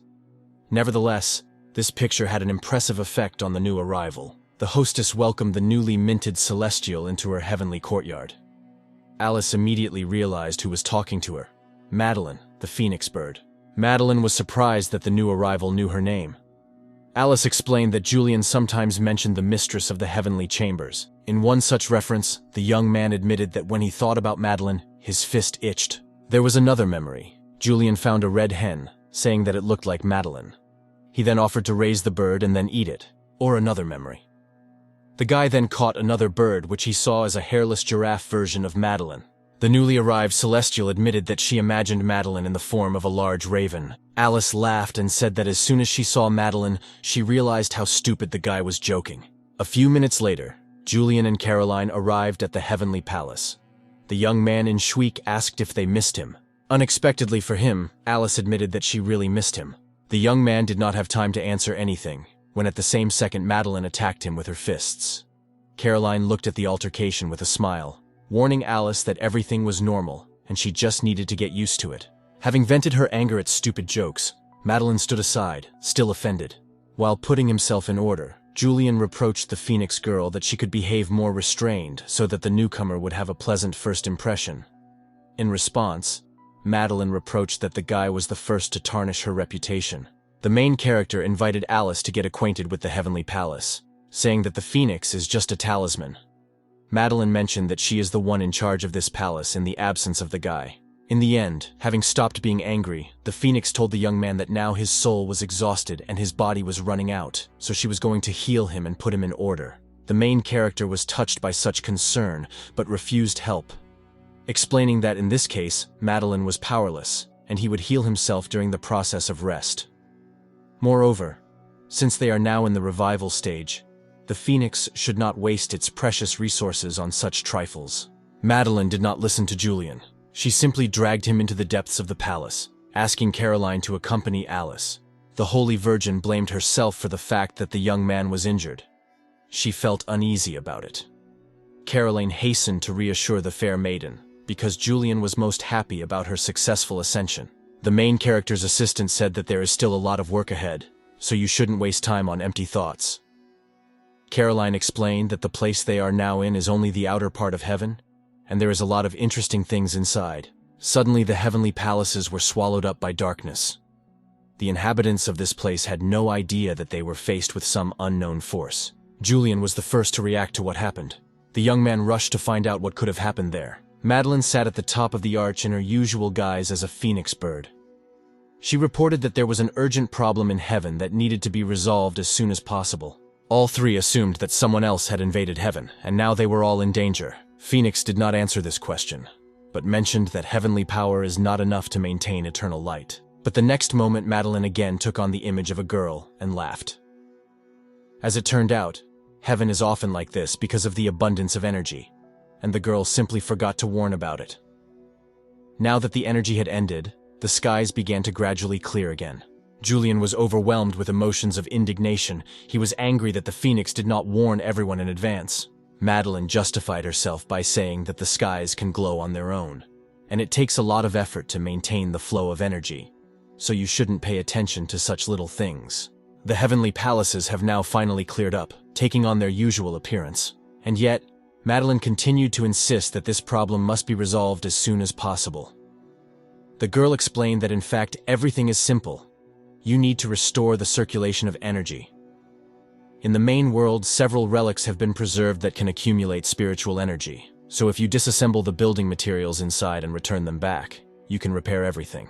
The main character was ashamed in front of Alice. He said that the heavenly temple was now in disarray and promised that the place would be restored to its former glory. But for the Holy Virgin, this was no longer so important. She said that she was ready to follow Julian, either to heaven or to hell. Having become an involuntary witness to their conversation, Madeline admitted that she was jealous that the young people got along so well with each other. Phoenix asked Julian and Alice to go to the ancient ruins they found at the very beginning, and Caroline would stay with Madeline to help here. The main character was not very happy with such orders, but he did not argue, promising Alice in return the world would be full of surprises. But the next moment, Alice suddenly mentioned the Phoenix crown. The main character guessed what exactly she meant. The young man said that before his arrival, Madeline was the only supporter of the heavenly court, and she had a habit of putting pressure even on herself. Julian knew that if he asked a direct question, the Phoenix would still not tell the truth, so he had to wait for the right moment. Madeline's back was covered with wounds that were still not healing. The main character understood that over time everything would change for the better, and the Phoenix would trust him a little more and get used to relying on him. In this regard, they have a long way to go to restore the health of this bird as soon as possible. Events take us to world number 0. This world can be amazing and unique, full of fantasy and magic. But whether this is so remains to be seen. Julian and Alice were heading to this unknown city. The girl wondered how it was possible to build such a huge, majestic city without relying on the power of spells. The main character explained that the development of the world is just a branch of deviation. The world that Alice is used to seeing is based on swords and magic, and Julian's world is based on technology. The guy promised to give them all good scientific and technological greatness after he finished his mission. Julian said that, according to Madeline, in ancient times the heavenly firsts had not yet disappeared. At that time the 3,000 worlds and the connection of the heavenly court were very close, and even the heavenly court in many respects was closely connected with the small world. The main character said that this is the very place where he felt the presence of divine energy and saw the door to the heavenly kingdom. And this is also the very place where Madeline wanted him to find something. The young man said that at that time he had absorbed most of the energy, but it seems that the source is still working. A special symbol was built into the wall itself, as a sign of eternal divine energy. Placing his palm on the divine source, the main character asked to be shown how to take it all apart. The symbol on the wall heard him and responded to the call with a pale blue glow. After a moment, the glow gave way to the revelation of the very essence. Julian, spellbound, looked at this magical process without taking his eyes off, as if he was afraid of missing something important. Right under his palm, a window opened into another world, unknown and full of mysteries. What kind of small world this was, the young man did not yet understand. In the distance, hidden by a light haze, a girl was sitting in the window opening. Her outline glowed with a gloomy pink light. The young lady was lost in her thoughts, not noticing anything around her. Julian could not determine what kind of place it was. The atmosphere there did not look like a living one. Suddenly, the main character heard that girl quietly calling his name. Julian continued to peer into the distance, waiting for what would happen next. Time froze in place, dragging the young man's consciousness along with it and tearing him away from reality. How long this moment lasted is unknown, but Julian was brought out of his stupor by Alice's voice. She was worried about what had happened. He stopped moving. The guy said that he saw something he never expected. It is likely that other worlds that were once closely connected to the main world have left behind remnants for various reasons. There were no answers to the questions, so Julian suggested, instead of just thinking, to finish everything quickly. If they finish early, they will be free, and the time saved can be used at their discretion. As entertainment in his free time, the main character offered Alice shopping, a spa, and even a strip show. Alice considered such proposals a stupid waste of time. For her, it was much more interesting to simply see another world. The girl admitted that she would prefer to find an empty, uninhabited place where it would be just the two of them. Julian was not happy with this option. He considered it terrible. He asked what would happen next. Alice offered another first-class fight with him as entertainment. Her eyes glowed with an unhealthy light, expressing some emotions incomprehensible to the young man. The main character was silent, waiting for what the girl would say next. After all, in fact, he knew nothing about her, and what actually lies in her thoughts is known only to herself. The Holy Virgin admitted that the battle of heavenly tribulation that took place at the very beginning, for various reasons, she did not like at all. It was too sad. And now, if possible, she really wanted to repeat it with Julian. Alice also added that she would never be able to forget the pain she experienced at that moment, which penetrates into her very soul. The main character did not share her zeal, explaining her feelings by saying that thunder gave her the wrong impression, not her opponent. Alice didn't care what caused the sensation, but she would persistently want to repeat it. The young man gave up. If she really wants to experience this again, then why not? The protagonist explained his agreement to give in to Alice by saying that familiarity with the needs of employees is necessary for development, and he will make sure that Alice is satisfied. At the same time, Madeline introduced Caroline to how their little world worked. Phoenix was of the opinion that everything should be kept in the strictest order. It is easy to go from saving to squandering, and it is very difficult to return from squandering to saving, because in fact, it is not so easy to be stingy. Caroline tried to understand, but Madeline's explanation sounded somewhat vague and did not describe anything in detail. Realizing that the assistant could not understand the whole situation, Phoenix explained that in front of her was a card that was necessary for the game, and it would be loaded as soon as the plugin was configured. Trying to grasp the details, Caroline asked how to work with all this. For the girl, such concepts as plugins, downloads were unknown, and she did not know how to add all this. Julian returned just in time and offered his help in teaching the ins and outs of the system.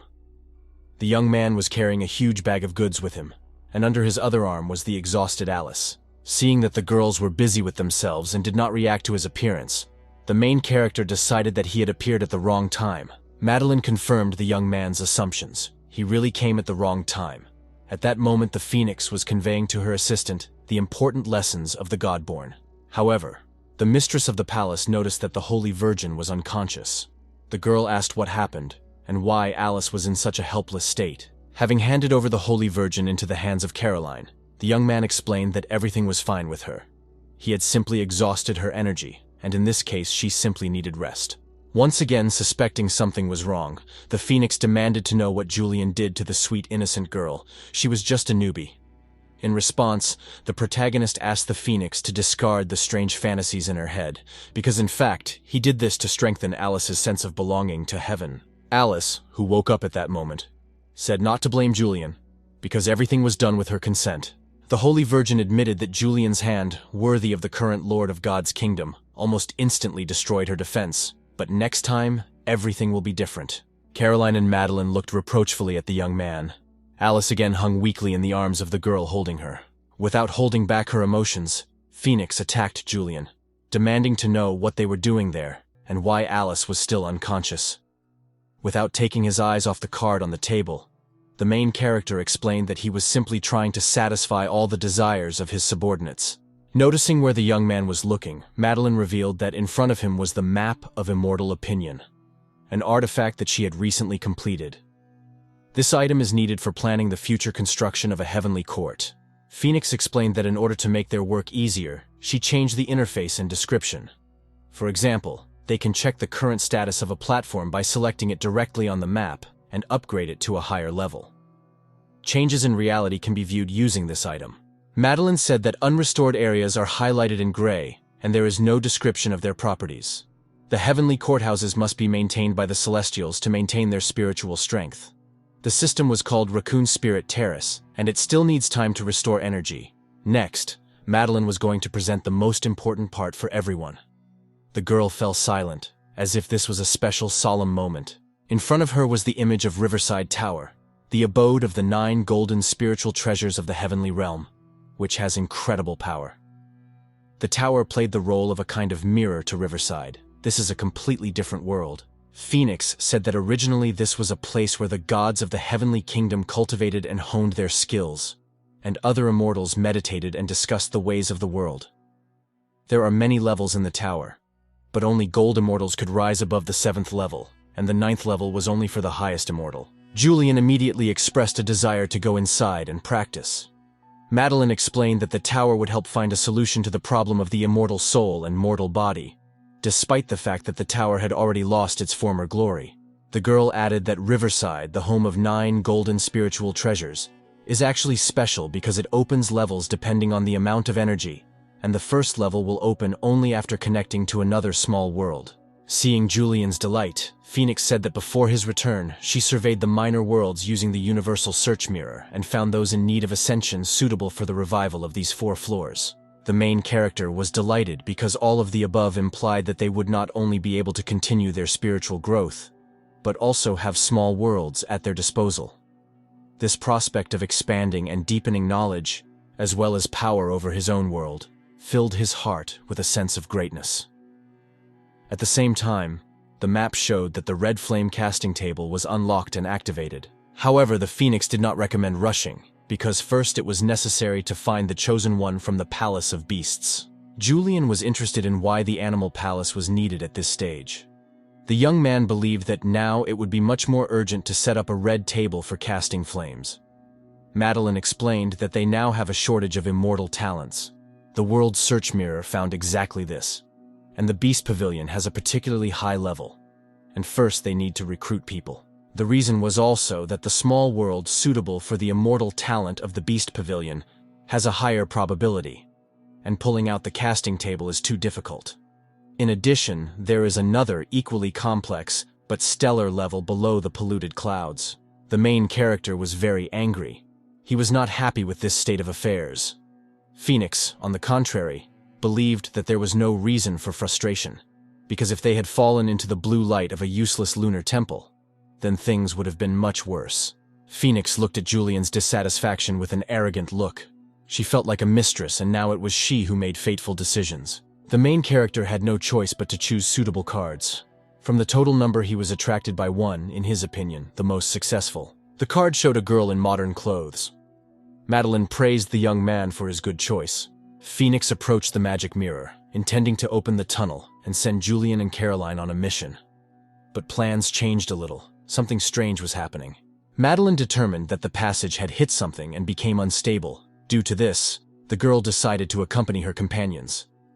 The main character did not understand why such extremes were necessary, because the Phoenix could control him remotely. On top of that, if something happens inside, there will be no one to correct the situation.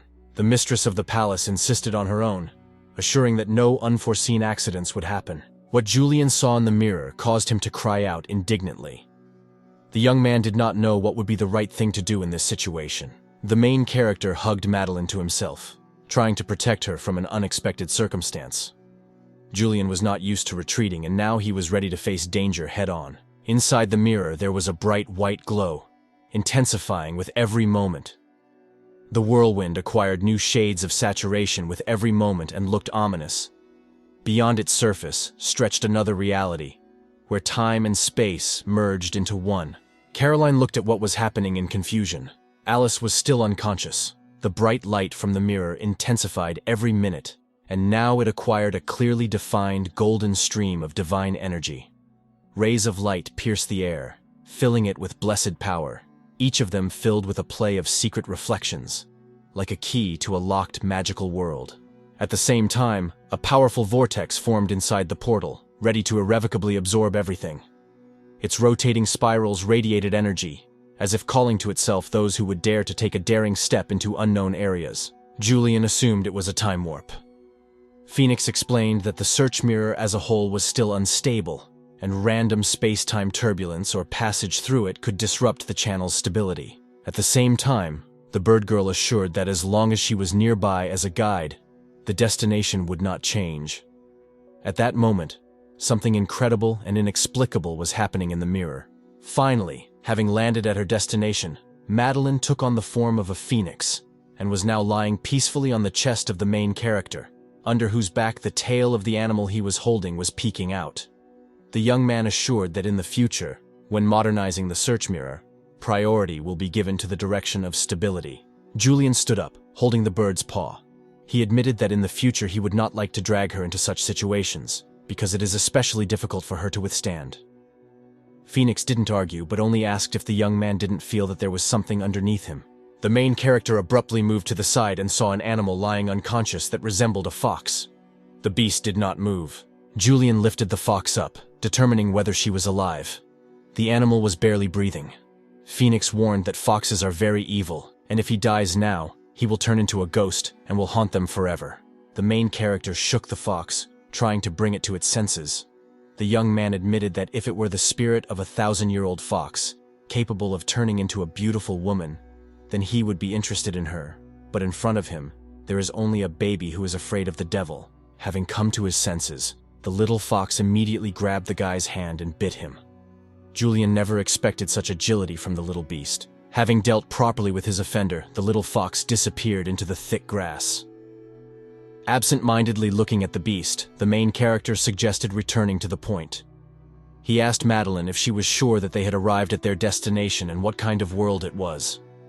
Phoenix replied that this is world number 0-Ra-Zun-Ro-16, also considered a unique small world. The bird said that this world is full of spiritual energy, belonging to the side of the precious earth. All the creatures living here become very strong under the influence of this energy. But space here is limited, and life reproduces without restrictions, so since ancient times there has been a struggle for survival between people and monsters. This war lasted for millions of years, until the prince made an agreement between humans and beasts, opening the spiritual beast cultivation system and completely ending all disputes. And now the world has become peaceful again. Julian thought about it. The prospect was quite interesting. It was possible to make a spirit animal by pairing a human and an animal to create a bond. The main character assumed that they had a very stable world in front of them, and since there was no danger, their mission would be easy. But the phoenix objected that there was no danger. Something was approaching towards the young man and the bird. The clatter of many feet could be heard in the cloud of dust. Two people appeared from a cloud of dust, a small fox and a huge monster. The little fox thirsted for revenge for the humiliation caused to him. The main character immediately recognized this fox, and now she has brought a monster with her. The guy understood that both animals were from the same world, but the principle of their appearance was different, although they appeared due to an excess of energy in this world, as a result of which they mutated. Julian did a quick analysis and determined that the monster had mutated due to an imbalance of elements and a huge amount of food. The young man believed that, in general terms, people help huge monsters by providing smaller animals, so everything is now in the balance. But there was something else. The energy that the young man was used to using without problems was not working now. The card that the main character was holding in his hand was suddenly caught by a gust of light breeze and fell to the ground. It was a strange sign. A flock of birds was approaching in their direction. The birds flew synchronously, as if one whole. The main character started to run away from this strange place. The guy didn't understand what was going on in this world. The energy dissolved in the air, and he couldn't use it. Phoenix explained what exactly was happening. The prince had forcibly changed the laws of this world to implement the spirit beast system. And now people could not fight without relying on the spirit beasts. The same little fox ran next to Julian. The strange thing was that the young man could not outrun this beast, from which, among other things, danger emanated. The only thing the phoenix could advise was to try harder.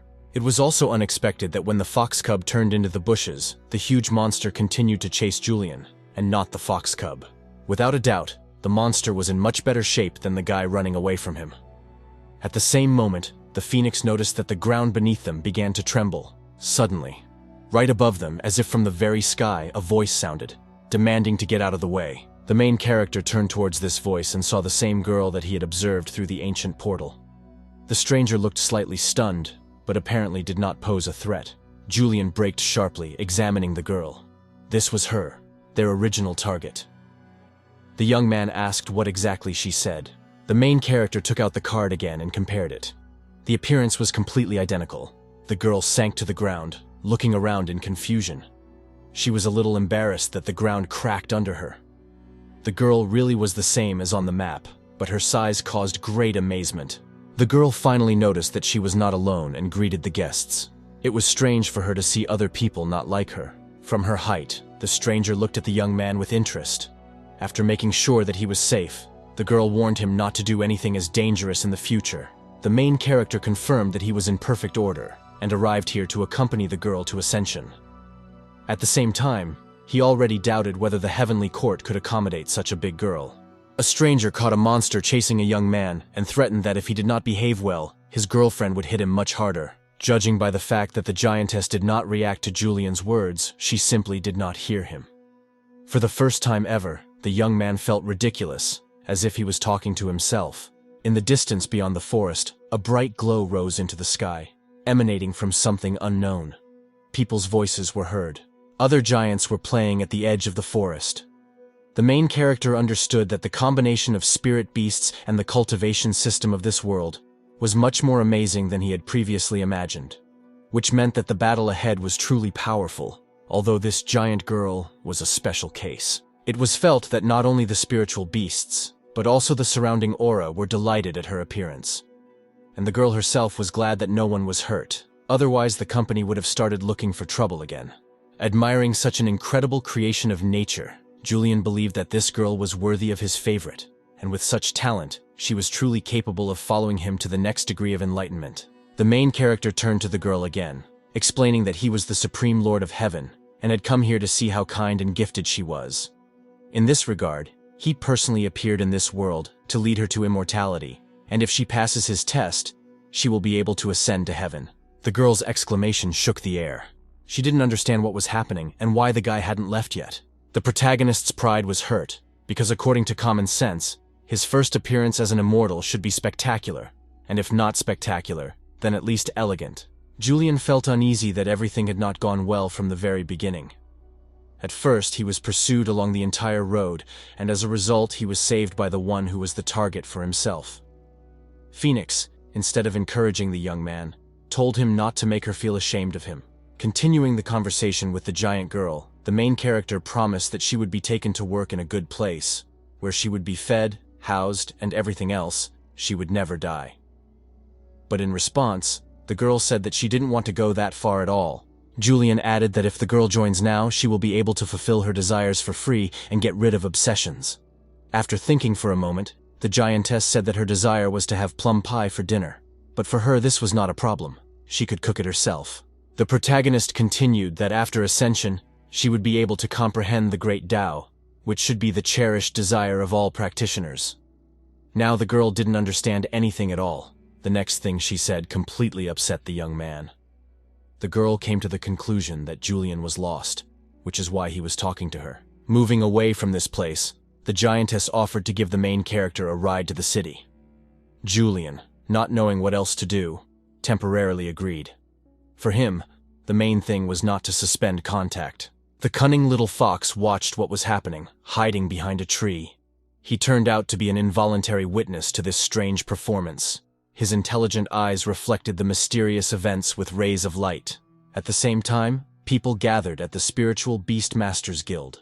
They discussed the strange phenomena occurring in the world of spirit beasts, exchanged knowledge, and prepared for action, as if each of them was penetrating the secret depths of their inner world in search of answers to the mysterious phenomena around them. Lorraine, who entered the room, slammed her hand on the table, attracting everyone's attention. The giant girl was in a hurry to share her impressions of what she had just encountered. Raising her hand, Lorraine turned to her sister secretary. She happily reported that today she was lucky enough to discover something. Pointing her finger at Julian, Lorraine said that the silly fellow was lost in the forest. The girl, with hope in her voice, asked if she had done her job. The main character was annoyed. Everything he had been talking about all the way turned out to be useless. The young man lamented that, not to mention the unenviable and somewhat shameful beginning, this young lady really turned out to be not interested in ascending to immortality. Phoenix agreed that if they failed to convince the giant girl, then they would have to forget about their mission. Julian tried to perceive his failure philosophically. Thoughts flashed through his head. A collision with reality shattered his confidence in his abilities. Becoming immortal turned out to be much more difficult than he expected. Instead of being tormented by his failures, the young man began to search for deeper meaning in his own experiences. Meanwhile, Lorraine's joy turned to grief. She was offended that her efforts were not appreciated, although they had previously promised that if thousands of quests were completed, the guild would consider her request. The secretary was no less surprised, because recently, they had not posted information about the search. The conversation was interrupted by a group of guys who entered the guild premises. They demanded to get out of the way and not interfere with their mission. They delivered a small animal in a cage. Seeing the animal in the cage, Lorraine was indignant, because inside there was an endangered winged tiger. The guild promised the girl last time that these animals would no longer be caught. The boys rudely interrupted her again, explaining that they couldn't fight without high-quality beasts. The leader of the group shouted that they, as masters, have the ability to prevent the evil plague from harming people. Julian was shocked whether there was really a plague in this world. If this is true, then his mission may be on the verge of failure, and he will be left without a new celestial being. Suddenly, everyone in the room fell silent. The air was melting from the sudden rush of heat. The Spiritual Beastmasters Guild froze in anticipation. Their gazes converged in one direction.